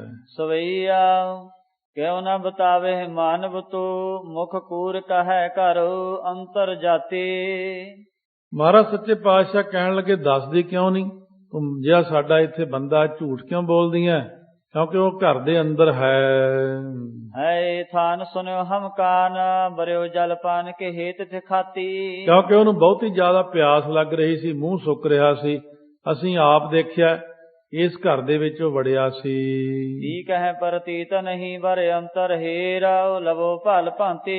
ਇਸਤਰੀ ਕਹਿਣ ਲੱਗੀ ਤੁਹਾਨੂੰ ਭਰੋਸਾ ਨਹੀਂ ਆਉਂਦਾ ਮੇਰੇ ਤੇ? ਜੇ ਨਹੀਂ ਯਕੀਨ ਆਉਂਦਾ ਤੁਸੀਂ ਆ ਸਾਡੇ ਘਰ ਦੇ ਅੰਦਰ ਵੜ ਕੇ ਦੇਖ ਲਓ, ਜੇ ਬੰਦਾ ਤੁਹਾਡਾ ਹੋਵੇ ਆਪਣਾ ਨਾਲ ਲੈ ਜਾਓ। ਵੀਚਨ ਕੇਤ ਦੁਰਾਇਓ ਨਹੀਂ ਹਮ ਬੋਲਤ ਜਾਂ ਪ੍ਰਤੀਤ ਨ ਪਾਤੀ। ਕਿਉਂਕਿ ਅਸੀਂ ਨਹੀਂ ਘਰ ਵਿੱਚ ਛੁਪਾਇਆ ਹਾਂ। ਇਉਂ ਬੋਲਦੀ ਹੈ, ਕਹਿੰਦੇ ਪ੍ਰਤੀਤ ਨਹੀਂ, ਤੁਹਾਨੂੰ ਭਰੋਸਾ ਨਹੀਂ ਹੈ ਮੇਰੇ ਤੇ। ਦੋਹਰਾ ਚੰਚਲ ਤੇ ਕੇ ਚਲਤਾ ਲਖ ਦਲਿਤ ਸੀਲ ਸਤ ਜੌਨ। ਸੋ ਇਸ ਕਰਕੇ ਉਹ ਚੰਚਲ ਜੋ ਇਸਤਰੀ ਸੀ, ਉਹਦੇ ਚਲਿੱਤਰ ਜਿਹੜੇ ਲੱਖ ਕੇ ਜਾਣ ਕੇ ਦਲਿਤ ਸੀਲ ਸਤ ਜੌਨ, ਇਹ ਜਿਹੜੀ ਇਸਤਰੀ ਸੀ ਮਾਨੋ ਨਾਸ਼ ਕਰਦੀ ਸੀ ਜਤ ਸਤ ਨੂੰ। ਇਸ ਢੰਗ ਨਾਲ ਵਕਾਰੀ ਜੀਵਨ ਜਿਨ੍ਹਾਂ ਦੇ ਸਨ। ਇੱਕ ਸ਼ਲੋਕ ਕਹੈ ਕਮਲ ਮੁਖ ਕਲਾ ਦਿਖਾਈ ਤੌਨ। ਉਸ ਵਕਤ ਮਹਾਰਾਜ ਸੱਚੇ ਪਾਤਸ਼ਾਹ ਨੇ ਇੱਕ ਸ਼ਲੋਕ ਉਚਾਰ ਕੇ ਉਹਨੂੰ ਫਿਰ ਥੋੜੀ ਜੀ ਸ਼ਕਤੀ ਦਿਖਾਉਣੀ ਪਈ, ਕਿਉਂਕਿ ਇਹ ਕਰਾਮਾਤ ਨਹੀਂ ਹੁੰਦੀ। ਉੱਥੇ ਫਿਰ ਥੋੜਾ ਜਿਹਾ ਸਿੱਧਿਆਂ ਕਰਨ ਲਈ ਮਾੜਾ ਜਿਹਾ ਤਾਂ ਕਰਨਾ ਹੀ ਪੈਂਦਾ। ਨਾਲੇ ਅਕਾਲ ਪੁਰਖ ਹੈ, ਆਪ ਕੁਛ ਮਰਜ਼ੀ ਕਰਨ, ਉਹਨਾਂ ਨੂੰ ਤਾਂ ਆਪਾਂ ਟੋਕ ਹੀ ਨਹੀਂ ਸਕਦੇ। ਜਿਹੜੇ ਲੋਕ ਆਪਣੀ ਵਡਿਆਈ ਲਈ ਦੁਨੀਆ ਦੇ ਅੰਦਰ ਚਮਤਕਾਰ ਜੇ ਦਿਖਾਉਂਦੇ ਨੇ, ਹੋਰ ਕਈ ਪ੍ਰਕਾਰ ਦੇ ਕਰਦੇ, ਉਹਨਾਂ ਦੇ ਉੱਤੇ ਕਿੰਤੂ ਹੈ ਸਾਡਾ ਵੀ ਉਹਨਾਂ ਨੂੰ ਐਸਾ ਕਰਮ ਕਰਨਾ ਨਹੀਂ ਚਾਹੀਦਾ। ਪਰ ਅਕਾਲ ਪੁਰਖ ਵਾਹਿਗੁਰੂ ਆਪ, ਜਿਨ੍ਹਾਂ ਨੂੰ ਅਕਾਲ ਪੁਰਖ ਵਾਹਿਗੁਰੂ ਨੇ ਇਹ ਬਚਨ ਕੀਤਾ, ਨਿਰਗੁਣ ਰੂਪ ਤੋਂ ਸਰਗੁਣ ਵਿੱਚ ਥਾਪ ਕੇ ਕਿਹਾ ਮੇਰਾ ਨਾਮ ਪਾਰ ਬ੍ਰਹਮ ਪਰਮੇਸ਼ਰ ਹੈ, ਤੁਹਾਡਾ ਨਾਮ ਗੁਰ ਪਰਮੇਸ਼ਰ ਹੈ। ਤੁਹਾਨੂੰ ਅਸੀਂ ਸ੍ਰਿਸ਼ਟੀ ਤੇ ਆ ਮੂਲ ਮੰਤਰ ਦੇ ਕੇ ਭੇਜ ਰਹੇ ਹਾਂ। ਗੁਰ ਮੰਤਰ ਤੁਸੀਂ ਆਪ ਬਖਸ਼ਿਸ਼ ਕਰਨਾ ਹੈ। ਬਾਣੀ ਦੇ ਰਾਹੀਂ ਸ੍ਰਿਸ਼ਟੀ ਦਾ ਭਲਾ ਕਰੋ ਜਾ ਕੇ, ਪੂਰਨ ਅਧਿਕਾਰ ਹੈ। ਜਿਵੇਂ ਰਾਜੇ ਸ਼ਿਵਨਾਭ ਨੂੰ ਗੁਰੂ ਨਾਨਕ ਦੇਵ ਜੀ ਅਧਿਕਾਰ ਦੇ ਆਏ ਨਾ, ਅਕਾਲ ਪੁਰਖ ਵੱਲੋਂ ਜਦੋਂ ਅਧਿਕਾਰ ਸਤਿਗੁਰਾਂ ਨੂੰ ਹੁੰਦਾ, ਜਦੋਂ ਸਤਿਗੁਰੂ ਤੋਂ ਬਿਨਾਂ ਕੋਈ ਗੱਲ ਕਰਦਾ, ਜੇ ਸਤਿਗੁਰੂ ਕਿਸੇ ਨੂੰ ਜਿਉਂਦਾ ਕਰ ਦੇਣ ਕੋਈ ਗੱਲ ਨਹੀਂ, ਮਾਰ ਦੇਣ ਕੋਈ ਗੱਲ ਨਹੀਂ। ਇਹ ਵੀ ਆਪਾਂ ਯਾਦ ਰੱਖੀਏ ਕਿ ਜਦੋਂ ਬਾਬਾ ਅਟਲ ਰਾਏ ਜੀ ਨੇ ਇੱਕ ਮੋਹਨਨਾਮੇ ਬੱਚੇ ਨੂੰ ਜਿਉਂਦਾ ਕਰਤਾ ਸੀ, ਕਹਿੰਦੇ ਉੱਠੋ ਵਾਰੀ ਦੇ ਮੇਰੀ ਖਿੱਦੋ ਖੁੰਡੀ ਕੱਲ ਖੇਡੀ ਸੀ ਆਪਾਂ ਨੇ, ਖੁੰਡੀ ਗਲ 'ਚ ਪਾ ਕੇ ਜਾਂ ਜਿਉਂਦਾ ਕੀਤਾ, ਰੌਲਾ ਪੈ ਗਿਆ ਸਾਰੇ ਸ਼ਹਿਰ ਵਿੱਚ। ਛੇਵੇਂ ਪਾਤਸ਼ਾਹ ਕੋਲ ਆਏ ਬਾਬਾ ਅਟਲ ਰਾਏ ਜੀ, ਮਹਾਰਾਜ ਸੱਚੇ ਪਾਤਸ਼ਾਹ ਕਹਿਣ ਲੱਗੇ ਲਾਲ ਜੀ ਇਹ ਕਿਉਂ ਕੀਤਾ, ਬੱਚਾ ਕਿਉਂ ਜਿਉਂਦਾ ਕਰਤਾ? ਉਹਦੀ ਮੌਤ ਆਈ ਸੀ, ਸੱਪ ਲੜਿਆ, ਜਾਣ ਦਿੰਦੇ ਉਹਨੂੰ? ਕਹਿੰਦੇ ਮਹਾਰਾਜ ਮੇਰੀ ਉਹਨੇ ਦਾਈ ਦੇਣੀ ਸੀ, ਕੱਲ ਖੇਡਦੇ ਆਏ। ਮਹਾਰਾਜ ਕਹਿੰਦੇ ਐਸਾ ਨਹੀਂ ਹੁੰਦਾ ਪੁੱਤਰ, ਜਦੋਂ ਅਸੀਂ ਬੈਠੇ ਹਾਂ ਸਾਨੂੰ ਅਕਾਲ ਪੁਰਖ ਨੇ ਅਧਿਕਾਰ ਦਿੱਤਾ, ਸਾਨੂੰ ਗੁਰੂ ਨਾਨਕ ਦੇਵ ਗੁਰੂ ਅਰਜਨ ਦੇਵ ਜੀ ਨੇ ਅਧਿਕਾਰ ਦਿੱਤਾ ਹੋਇਆ, ਇਹ ਕੰਮ ਅਸੀਂ ਤਾਂ ਕਰ ਸਕਦੇ ਹਾਂ। ਤੁਹਾਡੇ ਵਿੱਚ ਕਲਾ ਹੈ, ਠੀਕ ਹੈ, ਮੈਥੋਂ ਇਜਾਜ਼ਤ ਲਈ, ਮੈਥੋਂ ਪੁੱਛਿਆ, ਪਰਮਿਸ਼ਨ ਲੈਣੀ ਪੈਂਦੀ ਆ। ਸ਼ਕਤੀ ਹੁੰਦਿਆਂ ਹੋਇਆਂ ਆਫੀਸਰ ਜਿਹੜੇ ਜਿੰਨੇ, ਚਾਹੇ ਮਿਲਟਰੀ ਆ, ਚਾਹੇ ਪੁਲਿਸ ਵਿੱਚ ਆ, ਚਾਹੇ ਉਹ ਸਿਵਲ ਦੇ ਵਿੱਚ ਨੇ, ਉਹ ਪਿਛਲੇ ਅਧਿਕਾਰੀਆਂ ਤੋਂ ਆਗਿਆ ਲਏ ਤੋਂ ਬਿਨਾਂ ਸਟੈਪ ਨਹੀਂ ਚੱਕ ਸਕਦੇ ਹੁੰਦੇ। ਭਾਵੇਂ ਕਿੰਨੀ ਸ਼ਕਤੀ ਹੁੰਦੀ ਇੱਕ ਰਾਜ ਦੇ ਵਿੱਚ ਕਿਸੇ ਬੰਦੇ ਕੋਲੇ, ਭਾਵੇਂ ਫੌਜ ਸਾਰੀ ਦਾ ਜਰਨੈਲ ਹੋਵੇ, ਪਰ ਉਹ ਆਪਣੀ ਮਰਜ਼ੀ ਨਹੀਂ ਕਰ ਸਕਦਾ। ਇਸੇ ਤਰ੍ਹਾਂ ਜਿਹੜੇ ਬ੍ਰਹਮ ਗਿਆਨ 'ਚ ਰੱਤੇ ਹੁੰਦੇ, ਸ਼ਕਤੀ ਦੇ ਮਾਲਕ ਹੁੰਦੇ ਨੇ, ਪਹਿਲਾਂ ਹੁਕਮਨਾਮਾ ਲੈਣਾ, ਆਗਿਆ ਲੈਣੀ, ਗੁਰੂ ਸਾਹਿਬ ਤੋਂ ਪੁੱਛਣਾ, ਅਕਾਲ ਪੁਰਖ ਨੇ ਕਹਿਣਾ, ਜੇ ਗੁਰੂ ਸਾਹਿਬ ਨੇ ਕਿਹਾ ਨਹੀਂ ਤਾਂ ਨਹੀਂ, ਜੇ ਹਾਂ ਭਾਈ ਕਰ ਸਕਦਾ ਹੈ, ਜਦੋਂ ਆਗਿਆ ਹੋ ਜਾਏ ਫਿਰ ਉਹ ਗੁਰੂ ਦੇ ਰਾਹੀਂ ਗੱਲ ਬਣ ਗਈ। ਇਹਨਾਂ ਡਾਇਰੈਕਟ ਜਿਉਂਦਾ ਕਰਤਾ, ਬਸ ਰੌਲਾ ਇਹ। ਡਾਇਰੈਕਟ ਜਿਉਂਦਾ ਕਰਨ ਦਾ ਮਤਲਬ ਹੈ ਕਰਾਮਾਤ, ਤੇ ਜੇ ਗੁਰੂ ਦੇ ਰਾਹੀਂ ਜਿਉਂਦਾ ਹੁੰਦਾ ਤਾਂ ਕਰਾਮਾਤ ਨਾ ਹੁੰਦੀ। ਕਹਿੰਦੇ ਪਿਤਾ ਜੀ ਮੈਂ ਇਹਨੂੰ ਜਿਉਂਦਾ ਕਰ ਸਕਦਾ, ਫੇਰ ਤਾਂ ਠੀਕ ਹੈ। ਇਸ ਕਰਕੇ ਬਸ ਇੰਨਾ ਹੀ ਫਰਕ ਹੁੰਦਾ। ਜਿਹੜੇ ਲੋਕ ਆਪਣੀ ਵਡਿਆਈ ਲਈ ਸ਼ਕਤੀ ਦਿਖਾਉਂਦੇ ਗੁਰੂ ਦੀ ਆਗਿਆ ਤੋਂ ਬਿਨਾਂ ਹੀ, ਉਹਨੂੰ ਕਹਿੰਦੇ ਕਰਾਮਾਤ। ਜਿਹੜੇ ਗੁਰੂ ਸਾਹਿਬ ਆਪ ਅਧਿਕਾਰ ਰੱਖਦੇ ਨੇ, ਅਕਾਲ ਪੁਰਖ ਨੇ ਅਧਿਕਾਰ ਦਿੱਤਾ ਹੋਇਆ, ਉਹਨੂੰ ਕਰਾਮਾਤ ਨਹੀਂ ਕਿਹਾ ਜਾਂਦਾ। ਇਸ ਕਰਕੇ ਸਤਿਗੁਰੂ ਮਹਾਰਾਜ ਸੱਚੇ ਪਾਤਸ਼ਾਹ ਨੂੰ ਅਧਿਕਾਰ ਹੈ। ਹੁਣ ਥੋੜਾ ਜਿਹਾ ਉਹਨੂੰ ਫਿਰ ਦਿਖਾਉਣਾ ਪੈਣਾ, ਨਹੀਂ ਇਹ ਲੋਕ ਸਿੱਧੇ ਨਹੀਂ ਸੀ ਹੋਣੇ, ਇੰਨੇ ਕੁ ਨਾਲ ਸਾਰੀ ਦੁਨੀਆ ਹੀ ਸਿੱਧੀ ਕਰ ਦੇਣੀ ਹੈ। ਸ਼ਲੋਕ ਕਲਰ ਕੀ ਬਣਜਾਰੀਆਂ ਚੁੰਗੇ ਮੁਸਕ ਮੰਗੇ ਨਾ। ਸੋ ਇਸ ਕਰਕੇ ਇਹ ਸ਼ਲੋਕ ਮਹਾਰਾਜ ਵਿੱਚ ਤਾਂ ਨਹੀਂ ਹੈ, ਪਰ ਇਉਂ ਕਹਿੰਦੇ ਨੇ ਵੈਸੇ ਉਚਾਰਨ ਕੀਤਾ ਹੋਇਆ, ਜਿਵੇਂ ਪਿੱਛੋਂ ਚਲੀ ਆਉਂਦੀ ਰੀਤੀ ਅਨੁਸਾਰ ਕਲਰ ਦੀਆਂ ਬਣਜਾਰੀਆਂ। ਔਰ ਜਿਹੜੇ ਕਲਰ ਹੁੰਦਾ ਨਾ, ਜੇ ਧਰਤੀ ਦੇ ਉੱਤੇ ਚਿੱਟਾ ਚਿੱਟਾ ਜੰਮ ਜਾਂਦਾ, ਕੰਧਾਂ ਤੇ ਜੰਮ ਜਾਂਦਾ, ਪੰਜਾਬ ਦੇ ਵਿੱਚ ਦੇਖਿਆ ਕਈ ਥਾਈਂ ਝੂੰਗੇ ਮੁਸਕ ਮੰਗੇਨ, ਉਹ ਮੰਗਦੀਆਂ ਨੇ ਬਹੁਤ ਜ਼ਿਆਦੇ, ਸਾਨੂੰ ਅੰਬਰ ਮਿਲ ਜੇ, ਸਾਨੂੰ ਇਹ ਜਿਹੜਾ ਖੁਸ਼ਬੂ ਵਾਲੀਆਂ ਚੀਜ਼ਾਂ ਮਿਲ ਜਾਣ, ਕਸਤੂਰੀ ਮਿਲ ਜੇ, ਜਾਂ ਸਾਨੂੰ ਮੂੰਗੇ ਮਿਲ ਜਾਣ ਜਾਂ ਸਾਨੂੰ ਹੀਰੇ ਮੋਤੀ ਮਿਲ ਜਾਣ। ਕੱਲਰ ਦੀਆਂ ਬਣਜਾਰੀਆਂ, ਕੱਲਰ ਖੇਤੀ ਬੀਜੀ ਹੈ ਕਿਉਂ ਲਾਹਾ ਪਾਵੈ, ਔਰ ਕੱਲਰ ਕੇਰੀ ਕੰਧ ਜਿਉਂ ਵੀ ਆਉਂਦਾ। ਕੱਲਰ ਦਾ ਬਹੁਤ ਨਾਮ ਆਉਂਦਾ ਗੁਰੂ ਗ੍ਰੰਥ ਸਾਹਿਬ ਦੇ ਵਿੱਚ। ਅਮਲਾ ਬਾਜੋ ਨਾਨਕਾ ਕਿਉਂ ਕਰ ਕੰਤ ਮਲੀਨਾ। ਪਰ ਅਮਲਾਂ ਤੋਂ ਬਾਝਾਂ ਗੁਰੂ ਨਾਨਕ ਦੇਵ ਮਹਾਰਾਜ ਕਹਿੰਦੇ ਅਮਲ ਕੀਤੇ ਤੋਂ ਬਿਨਾਂ ਕੰਤਪਤੀ ਅਕਾਲ ਪੁਰਖ ਨੂੰ ਕਿਵੇਂ ਮਿਲ ਸਕਦਾ ਹੈ ਕੋਈ। ਕੱਲਰ ਦਾ ਵਪਾਰੀ ਹੋਵੇ ਤੇ ਇਸ ਕਰਕੇ ਅੰਮ੍ਰਿਤ ਕਾ ਵਪਾਰੀ ਹੋਵੇ ਕਿਆ ਮਦ ਛੂਛੈ ਭਾਉ ਧਰੇ। ਅੰਮ੍ਰਿਤ ਦਾ ਵਪਾਰੀ ਹੋ ਕੇ ਛੂਛੇ ਜੇ ਵਪਾਰ ਨਹੀਂ ਕਰਦਾ ਹੈ ਉਹ। ਸਵਈਆ ਜੋ ਕਹਤੇ ਸਿਰ ਕੋਂਬਾ ਲਗਿਓ ਤਰੈ ਨਾ ਤਰੈ ਰਹੀ ਹਾਰ ਉਤਾਰੀ। ਕਿਉਂ ਜਦੋਂ ਮਹਾਰਾਜ ਸੱਚੇ ਪਾਤਸ਼ਾਹ ਨੇ ਬਚਨ ਕੀਤਾ ਉਹਦਾ ਘੜਾ ਸਿਰ ਨਾਲ ਹੀ ਜੁੜ ਗਿਆ ਉੱਥੇ। ਤਾਂ ਬਹੁਤ ਕਿੱਲ ਕਿੱਲ ਕੇ ਲਾਉਂਦੀ ਆ, ਘੜਾ ਇੰਨਾ ਜੁੜਿਆ ਕਿ ਲੈਂਦਾ ਹੀ ਨਹੀਂ ਨਾਲੋਂ। ਸਤਿਗੁਰੂ ਸੱਚੇ ਪਾਤਸ਼ਾਹ ਨੇ ਉੱਥੇ ਸਿਰ ਨਾਲ ਹੀ ਘੜਾ ਜੋੜ ਦਿੱਤਾ। ਇਹ ਪਹਿਲਾਂ ਵੀ ਇੱਕ ਵਾਰੀ ਆਪਾਂ ਦੱਸਿਆ, ਜਦੋਂ ਗੁਰੂ ਅੰਗਦ ਦੇਵ ਜੀ ਕੋਲ ਵੀ ਆਇਆ ਸੀ ਨਾ ਹਮਾਯੂ, ਉਹ ਪਿਛਲੇ ਪਾਸੇ ਖੜ ਗਿਆ ਆ ਕੇ ਗੁੱਸਾ ਜਿਹਾ ਕਰਨ ਲੱਗ ਪਿਆ ਕਿ ਮਹਾਰਾਜ ਨੇ ਮੇਰੇ ਵੱਲ ਨਹੀਂ ਦੇਖਿਆ। ਸਤਿਗੁਰੂ ਸੱਚੇ ਪਾਤਸ਼ਾਹ ਉਧਰ ਨੂੰ ਮੁਖ ਕਰਦੇ ਹੀ ਉਸ ਵਕਤ ਜਦੋਂ ਇਹਨੇ ਮੁੱਠੇ ਨੂੰ ਹੱਥ ਪਾਇਆ, ਕਹਿੰਦਾ ਮੈਂ ਮਹਾਰਾਜ ਨੂੰ ਇੱਥੇ ਹੀ ਮਾਰ ਦਿੰਦਾ। ਜਦ ਮੁੱਠੇ ਨੂੰ ਹੱਥ ਪਾਇਆ ਹੱਥ ਨਾਲ ਹੀ ਜੁੜ ਗਿਆ ਉੱਥੇ ਹੀ। ਉਸ ਵਕਤ ਖਿੱਚ ਖਿੱਚ ਜ਼ੋਰ ਲਾਵੇ ਨਾ ਹੀ ਹੱਥ ਨਾਲੋਂ ਉਤਰੇ ਹੀ ਨਾ। ਫਿਰ ਸਾਹਮਣੇ ਹੋ ਕੇ ਘਿਆ ਕੇ ਮੱਥਾ ਟੇਕਿਆ। ਮਹਾਰਾਜ ਗਲਤੀ ਹੋ ਗਈ। ਸੱਚੇ ਪਾਤਸ਼ਾਹ ਕਹਿੰਦੇ ਉਹ ਗਿੱਦੜਾ ਜਿੱਥੇ ਲੜਨਾ ਸੀ ਉੱਥੇ ਤਾਂ ਲੜਿਆ ਨਹੀਂ। ਸੋ ਇਸ ਤੈਮੂਰ ਲੰਗ ਨਾਲ ਇਹਦੀ ਲੜਾਈ ਸੀ, ਉੱਥੋਂ ਹਾਰ ਕੇ ਆ ਗਿਆ। ਜਿੱਥੇ ਝੁਕਣਾ ਸੀ ਉੱਥੇ ਤੂੰ ਤਲਵਾਰ ਨੂੰ ਹੱਥ ਪਾਈ ਜਾਂਦਾ। ਕਹਿੰਦੇ ਹੁਣੇ ਜਾਨ ਕੱਢਦਿਆਂ ਤੇਰੀ। ਕੰਬਣ ਲੱਗ ਪਿਆ ਫਿਰ ਖੜਾ ਹੀ। ਮਹਾਰਾਜ ਕਹਿੰਦੇ ਰਾਜ ਤਾਂ ਤੈਨੂੰ ਮੈਂ ਹੁਣੇ ਦੇ ਦੇਣਾ ਸੀ, ਤੂੰ ਵਿਧੀ ਪੂਰਵਕ ਸਾਹਮਣੇ ਨਹੀਂ ਆਇਆ ਮੇਰੇ। ਜਦੋਂ ਸਾਹਮਣੇ ਆਈਏ ਸਤਿਗੁਰੂ ਦੇ ਮਹਾਂਪੁਰਸ਼ਾਂ ਦੇ ਉਦੋਂ ਗੱਲ ਬਣਦੀ ਹੈ। ਪਿੱਛੋਂ ਖੜ ਕੇ ਆਖੀ ਜਾਵੇ ਉਹ ਗੱਲ ਨਹੀਂ ਬਣਦੀ। ਇਸ ਕਰਕੇ ਉਸ ਵਕਤ ਮਹਾਰਾਜ ਕਹਿੰਦੇ ਹੁਣ 12 ਸਾਲ ਤੱਕ ਫੌਜ ਇਕੱਠੀ ਕਰ, ਕਾਬਲ ਵੱਲ ਚਲਿਆ ਜਾ, 12 ਸਾਲਾਂ ਬਾਅਦ ਤੈਨੂੰ ਰਾਜ ਮਿਲੇਗਾ। ਮਹਾਰਾਜ ਸੱਚੇ ਪਾਤਸ਼ਾਹ ਨੇ ਇਸ ਤਰ੍ਹਾਂ ਬਹੁਤ ਸਾਰੇ ਕੌਤਕ ਜਿਹੜੇ ਨੇ ਉਹ ਦਿਖਾਏ ਹਨ। ਪਿਆ ਪਿਆ ਭਨੀ ਮਰਦਾਨੇ ਜਬੈ ਕਹੋ ਵਾਹਿਗੁਰੂ ਗੁਰਬਾਣੀ ਉਚਾਰੇ। ਉਹ ਜਦੋਂ ਘੜਾ ਜੁੜ ਗਿਆ ਰੌਲਾ ਪੈ ਗਿਆ ਉੱਥੇ, ਖਿੱਚੇ ਜ਼ੋਰ ਲਾਵੇ ਚੀਕਾਂ ਮਾਰੇ ਘੜਾ ਨਾ ਉਤਰੇ। ਭਾਈ ਮਰਦਾਨੇ ਨੇ ਭਿਆਂ ਕੀਤੀ। ਜਦੋਂ ਮਹਾਰਾਜ ਸੱਚੇ ਪਾਤਸ਼ਾਹ ਨੇ ਕਹਿ ਵਾਹਿਗੁਰੂ ਗੁਰਬਾਣੀ ਉਚਾਰੀ, ਗੁਰੂ ਨਾਨਕ ਦੇਵ ਮਹਾਰਾਜ ਸੱਚੇ ਪਾਤਸ਼ਾਹ ਨੇ ਕਹਿਣ ਲੱਗੇ ਕਹਿ ਮਰਦਾਨਿਆ ਸਤਨਾਮ ਸ੍ਰੀ ਵਾਹਿਗੁਰੂ। ਜੋ ਪੰਤੇ ਗਰ ਤੰਤ ਗਈ ਟੁੱਟ ਭਾਤਨ ਮਾਨਵ ਟਾਮਨ ਟਾਰੀ। ਮਹਾਰਾਜ ਦੇ ਕਹਿਣ ਦੀ ਦੇਰ ਸੀ, ਉਹ ਗਲ ਦਾ ਧਾਗਾ ਠਾ ਕਰਕੇ ਆਪੇ ਹੀ ਟੁੱਟ ਗਿਆ ਔਰ ਉਸੇ ਵਕਤ ਪਲਟੀ ਹੋ ਗਿਆ ਸਰੀਰ ਮਾਨਵ ਦੇ ਰੂਪ ਵਿੱਚ। ਉਹ ਟਾਮਨ ਟੂਮਨ ਸਾਰੇ ਮਹਾਰਾਜ ਸੱਚੇ ਪਾਤਸ਼ਾਹ ਨੇ ਤਾਲ ਦਿੱਤੇ। ਨਾਮ ਦੀ ਸ਼ਕਤੀ ਨੂੰ ਕਿਸੇ ਨੇ ਦੇਖਿਆ ਨਹੀਂ।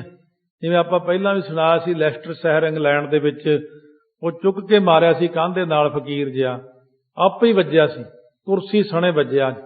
ਕਿਉਂਕਿ ਸਿੰਘ ਮੂਹਰੇ ਤਗੜਾ ਸੀ, 33 ਮਾਲਾ ਮੂਲ ਮੰਤਰ ਦੀਆਂ 31 ਸਾਲਾਂ ਤੋਂ ਕਰਦਾ ਸੀ ਜਿਹੜਾ। ਇਸ ਕਰਕੇ ਉਹਦੇ ਮੂਹਰੇ ਕੀ ਚੱਲਣਾ ਸੀ ਕਿਸੇ ਦਾ। ਤਾਂ ਇਸ ਤਰ੍ਹਾਂ ਹੁੰਦਾ ਜਿੱਥੇ ਨਾਮ ਹੈ ਉੱਥੇ ਸਾਰੀਆਂ ਚੀਜ਼ਾਂ ਦੌੜਦੀਆਂ ਨੇ ਪਰੇ ਨੂੰ। ਇਹ ਵੀ ਇੱਕ ਪ੍ਰਮਾਤਮਾ ਦੀ ਖੇਡ ਹੀ ਅਸਲ ਵਿੱਚ ਰਚੀ ਹੋਈ ਹੈ ਕਿ ਨਾਮ ਦੀ ਸ਼ਕਤੀ ਮਹਾਨ ਹੈ। ਢੇਰ ਬਾਬ ਧਰੇ ਨਿਜ ਕੰਧ ਅਯੋਂ ਟਿਗ ਲੱਜਤ ਹੀਰ ਅਗਾਰੀ। ਲੈ ਕਰਕੇ ਰਬਾਬ ਆਪਣੇ ਮੋਢੇ ਤੇ ਰੱਖੀ ਔਰ ਬਹੁਤ ਸ਼ਰਮਸਾਰ ਹੋ ਕੇ ਅੱਗੇ ਆ ਕੇ ਮਹਾਰਾਜ ਸੱਚੇ ਪਾਤਸ਼ਾਹ ਦੇ ਕੋਲ ਬੈਠਾ ਮੱਥਾ ਟੇਕਦਾ। ਹੁਣ ਨਰ ਕੇ ਸੀਸ ਪੈ ਕੁੰਭ ਲਗਾ ਬਿਸਮਾਦ ਭਏ ਲਖ ਕੈ ਨਰ ਨਾਰੀ। ਹੁਣ ਇੱਕ ਆਇਆ 2 3 4 ਉਹ 50 60 100 ਬੰਦਾ ਇਕੱਠਾ ਹੋ ਗਿਆ। ਉਹ ਕਹਿੰਦੀ ਉਹ ਮੇਰਾ ਘੜਾ ਨਹੀਂ ਲੈਂਦਾ, ਮੈਂ ਮਰ ਗਈ ਭਾਰ ਨਾਲ। ਉਹ ਰੌਲਾ ਪਾ ਰਹੀ, ਲੋਕੀ ਇਕੱਠੇ ਹੋਈ ਜਾਂਦੇ ਹਨ। ਬਹੁਕੀਨ ਪ੍ਰਯਾਸ ਭਏ ਸਭ ਬਾਦੂ ਖਾਨ ਪਿਦੈ ਨਹਿ ਬੁੰਦ ਕੇ ਮਾਰੇ। ਹੁਣ ਉਹਨੇ ਕੀ ਕੀਤਾ, ਬਹੁਤ ਜ਼ਿਆਦਾ ਯਤਨ ਕੀਤਾ। ਭਏ ਸਭ ਬਾਦ ਬੇਅਰਥੀ ਚਲੇ ਗਏ। ਪਖਾਨ ਪਿਦੈ ਨਹਿ ਬੁੰਦ ਕੇ ਮਾਰੀ। ਕਹਿੰਦੇ ਜਿਹੜਾ ਸੀਗਾ ਪੱਥਰ, ਜੇ ਪੱਥਰ ਨੂੰ ਆਪਾਂ ਕਹੀਏ ਕਿ ਪਾਣੀ ਦੀ ਬੂੰਦ ਮਾਰ ਕੇ ਪੱਥਰ ਨੂੰ ਵਿੰਨ ਦਿਆਂਗੇ, ਇਹ ਨਹੀਂ ਹੁੰਦਾ। ਇਹ ਜਿਹੜੇ ਟਾਮਣ ਟੂਮਣ ਜੇ ਨੇ ਇਹ ਤਾਂ ਮਾੜੀ ਜੀ ਬੂੰਦ ਵਰਗੇ ਹੀ ਹੁੰਦੇ ਨੇ। ਤੇ ਸਮੁੰਦਰ ਪਹਾੜ ਪਹਾੜੀ ਹੁੰਦਾ ਹੈ। ਪੜ ਮੰਤਰਨ ਜੰਤਰਨ ਕੋ ਲਿਖ ਕੈ ਕਰ ਤੰਤਰਨ ਕੋ ਸਭ ਹੀ ਤੇ ਹਾਰੀ। ਉਹ ਆਪਣੇ ਜਾਣੀ ਆਪਣੇ ਆਪ ਨੂੰ ਜਿਹੜੇ ਮੰਤਰਾਂ ਜੰਤਰਾਂ ਵਾਲੇ ਬਹੁਤ ਕਹਿਣਗੇ ਮੈਂ ਹੀ ਰੱਬ ਹਾਂ। ਉਹ ਆਪਣੇ ਆਪ ਨੂੰ ਬਹੁਤ ਸਮਝਣਗੇ। ਪੜ ਮੰਤਰ ਜੰਤਨ ਕੋ ਲਿਖ ਕਰ ਤੰਤਨ ਕੋ ਸਭ ਹੀ ਤੇ ਹਾਰੀ। ਉਹ ਹਾਰ ਗਈ ਕਰਕੇ ਆਪਣੇ ਮੰਤਰ ਜੰਤਰ ਤੰਤਰ ਸਾਰੇ ਹੀ ਉਲਟ ਕੇ ਡਿੱਗ ਪਏ। ਕੋਈ ਗੱਲ ਨਹੀਂ ਬਣ ਰਹੀ, ਕੋਈ ਇਹਦਾ ਕੰਮ ਸਫਲ ਹੀ ਨਹੀਂ ਹੋ ਰਿਹਾ। ਇਹਨਾਂ ਸਾਖੀਆਂ ਰਾਹੀਂ ਇਹ ਨਾ ਸਮਝੀ, ਇਹ ਜ਼ਰੂਰ ਸਮਝੋ ਕਿ ਸਤਿਗੁਰੂ ਸੱਚੇ ਪਾਤਸ਼ਾਹ ਨੇ ਇਹਨਾਂ ਚੀਜ਼ਾਂ ਨੂੰ ਕੱਢਿਆ ਦੁਨੀਆ ਨੂੰ। ਆਪਣੇ ਸਿੱਖ ਮੁੜ ਫੇਰ ਉੱਥੇ ਹੀ ਫਸੀ ਜਾਂਦੇ ਨੇ।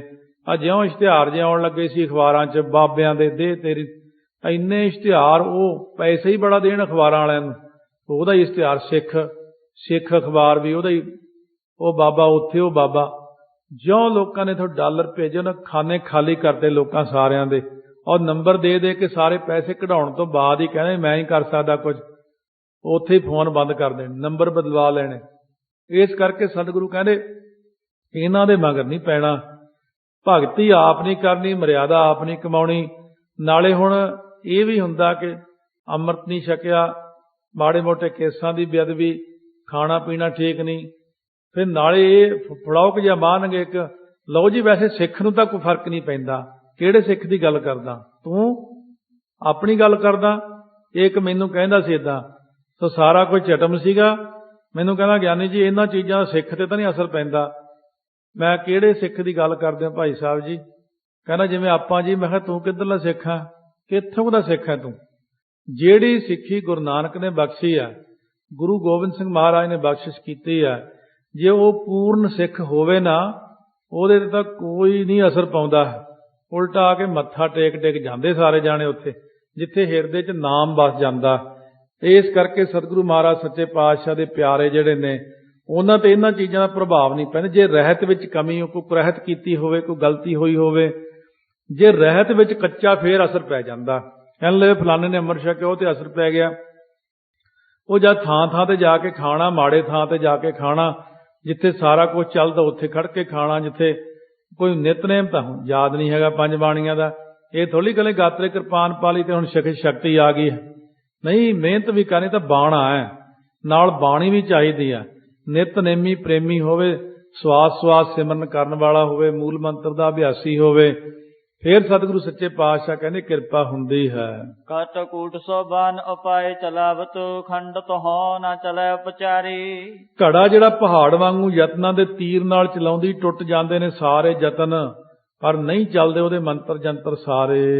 ਵਿਤਾ ਨੂਰ ਸਾਹੋ ਤੇ ਸਰਦਾਰ ਤੇ ਸਦੇਸ ਹੂੰ ਕੇ, ਭਈ ਸੁਧਤਾ ਕੋ ਕਿ ਨ ਜਾਏ ਕੈ ਬਖਾਨਿਆ।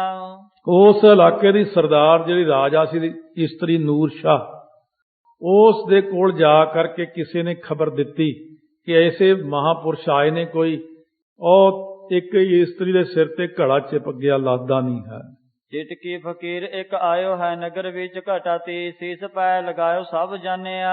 ਉਹ ਹਲੇ ਵੀ ਇਹ ਸਮਝਦੇ ਕਿ ਚੇਟਕੀ ਹੁੰਦਾ ਜਾਦੂਗਰ, ਨਾਟਕ ਚੇਟਕ ਕੀਏ ਕੁਕਾਜਾ, ਪ੍ਰਭ ਲੋਗਨ ਕਹੇ ਆਵਤ ਲਾਜਾ। ਉਹ ਇਹ ਸਮਝਦੇ ਨੇ ਵੀ ਇਹ ਚੇਟਕੀ ਫਕੀਰ ਆ, ਕੋਈ ਮੰਤਰ ਜੰਤਰ ਸਾਡੇ ਨਾਲੋਂ ਵੀ ਜ਼ਿਆਦਾ ਜਾਣਦਾ ਹੋਣਾ। ਉਹ ਆਇਆ ਸ਼ਹਿਰ ਦੇ ਵਿੱਚ ਸਾਡੇ 'ਚ, ਔਰ ਇਸਤਰੀ ਦੇ ਸਿਰ ਤੇ ਘੜਾ ਜੋੜ ਦਿੱਤਾ ਹੈ ਉਹਨੇ ਆ ਕੇ। ਮੰਤਰ ਨਾ ਜੰਤਰ ਨਾ ਤੰਤਰ ਚਲਤ ਕੋ, ਹਾਰੇ ਉਪਚਾਰ ਕਰ ਕਾਹੂ ਨਾ ਹਲਾਨਿਆ। ਮੰਤਰ ਜੰਤਰ ਤੰਤਰ ਸਾਰੇ ਉਪਚਾਰ ਕਰ ਲਏ ਨੇ, ਪਰ ਕੋਈ ਨਹੀਂ ਚੱਲਦਾ, ਹਿਲਾਇਆ ਹੀ ਨਹੀਂ ਗਿਆ ਮੰਤਰ। ਸੋ ਇਸ ਤਰੀਕੇ ਨਾਲ ਮੂੰਹ ਨਾਲ ਜਿਹੜਾ ਬੋਲ ਕੇ ਫੂਕ ਜੀ ਮਾਰਦੇ ਨੇ। ਜੰਤਰ ਲਿਖ ਕੇ ਦਿੱਤਾ ਜਾਂਦਾ, ਤੰਤਰ ਜਿਹੜਾ ਧਾਗਾ ਹੁੰਦਾ। ਇਹ ਕਿਉਂਕਿ ਮੈਂ ਤਾਂ ਦੱਸਦਾ ਵੀ ਇਹ ਪਤਾ ਵੀ ਹੋਣਾ ਚਾਹੀਦਾ ਕੀ ਚੀਜ਼ ਆ, ਕੀ ਚੀਜ਼ ਆ, ਉਹ ਕੀ ਕਰਦਾ ਫਿਰਦਾ। ਗੁਰਸਿੱਖਾਂ ਕੋਲੇ ਸਾਰਿਆਂ ਨਾਲੋਂ ਸ਼੍ਰੋਮਣੀ ਕਰਮ ਹੈ ਮੂਲ ਮੰਤਰ, ਗੁਰ ਮੰਤਰ, ਬੀਜ ਮੰਤਰ ਇੱਕ ਓਂਕਾਰ ਸਤਿਗੁਰ ਪ੍ਰਸਾਦ, ਮਾਲਾ ਮੰਤਰ ਜਪਜੀ ਸਾਹਿਬ। ਇਸ ਕਰਕੇ ਸਾਡੇ ਕੋਲ ਸਾਰਿਆਂ ਨਾਲੋਂ ਸ਼੍ਰੋਮਣੀ ਚੀਜ਼ਾਂ, ਇਹਨਾਂ ਮੂਹਰੇ ਕੋਈ ਚੀਜ਼ ਅੜਦੀ ਖੜਦੀ ਨਹੀਂ ਹੈ। ਜਾਪ ਸਾਹਿਬ ਹੈ, ਜਾਪ ਸਾਹਿਬ ਦੇ ਮੂਹਰੇ ਕੱਖ ਨਹੀਂ ਖੜਾ। ਚੌਪੀ ਸਾਹਿਬ ਦੇ ਪਾਠ ਹੈ, ਕਰਨ ਦੇ ਨਾਲ ਸਾਰੀਆਂ ਹੁਣ ਚੀਜ਼ਾਂ ਤੇ ਹੈ ਹੀ ਸੰਸਾਰ ਅੰਦਰ, ਸ਼ੁਰੂ ਤੋਂ ਲੈ ਕੇ ਬਣੀਆਂ ਨੇ, ਤੁਰੀਆਂ ਨੇ, ਸਭ ਕੁਝ ਬਣਿਆ, ਪ੍ਰਭਾਵ ਵੀ ਹੁੰਦਾ।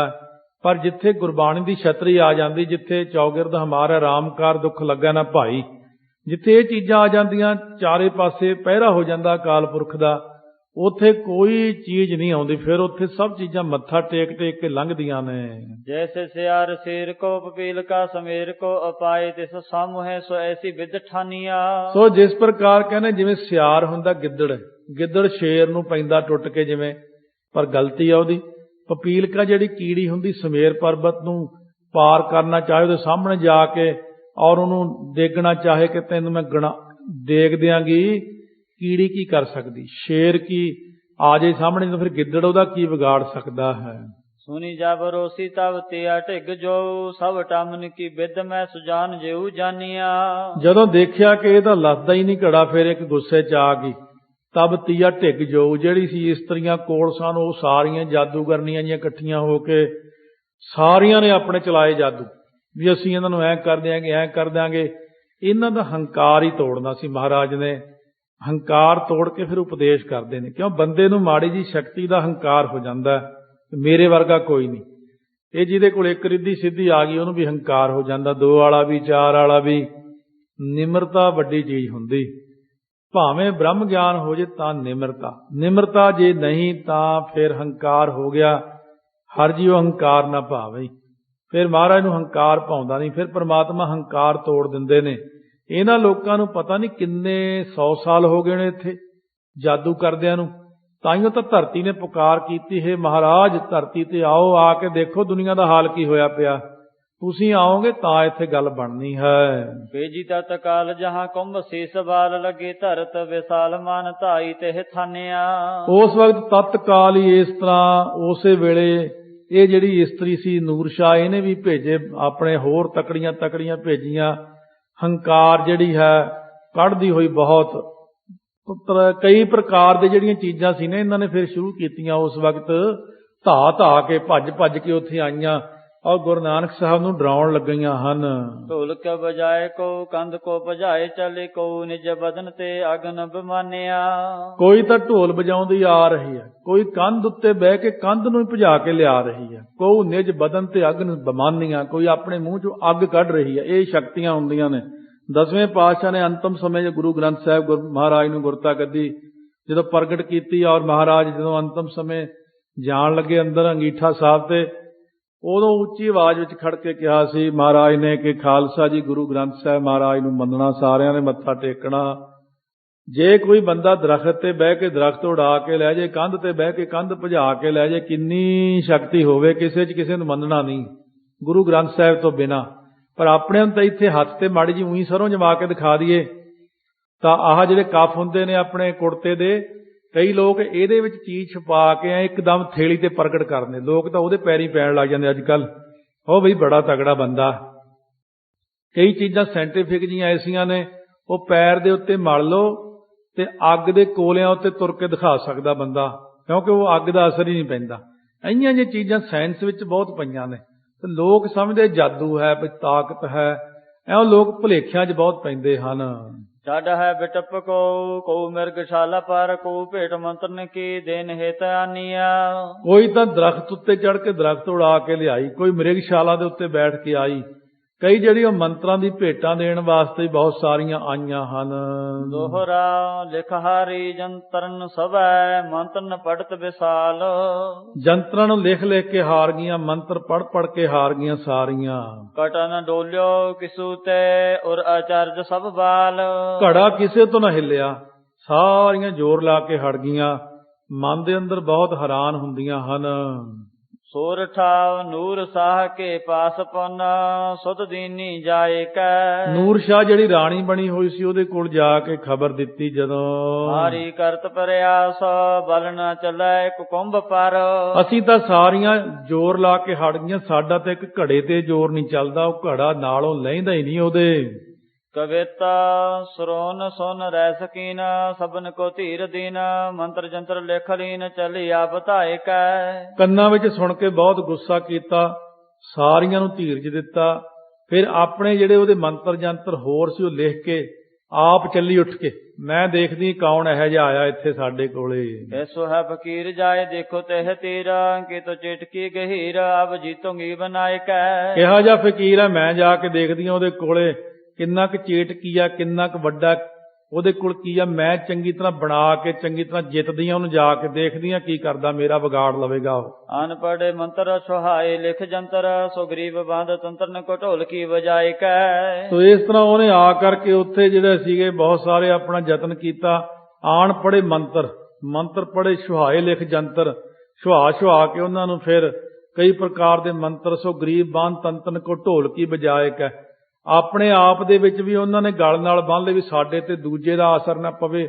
ਉਹਨਾਂ ਨੂੰ ਪਤਾ ਹੀ ਨਹੀਂ ਸੀ ਇਸ ਗੱਲ ਦਾ ਵੀ ਐਡਾ ਵੱਡਾ ਵੀ ਕੋਈ ਆ ਸਕਦਾ, ਵੀ ਆਪ ਰੱਬ ਆਵੇਗਾ ਸ੍ਰਿਸ਼ਟੀ। ਲੋਕਾਂ ਨੂੰ ਇਹ ਹੈ, ਲੋਕ ਤਾਂ ਕਹਿੰਦੇ ਹੋਣੇ ਰੱਬ ਹੈ ਹੀ ਨਹੀਂ, ਹੁਣ ਵੀ ਕਹਿੰਦੇ ਨੇ ਰੱਬ ਆਪ ਆਇਆ ਹੋਇਆ।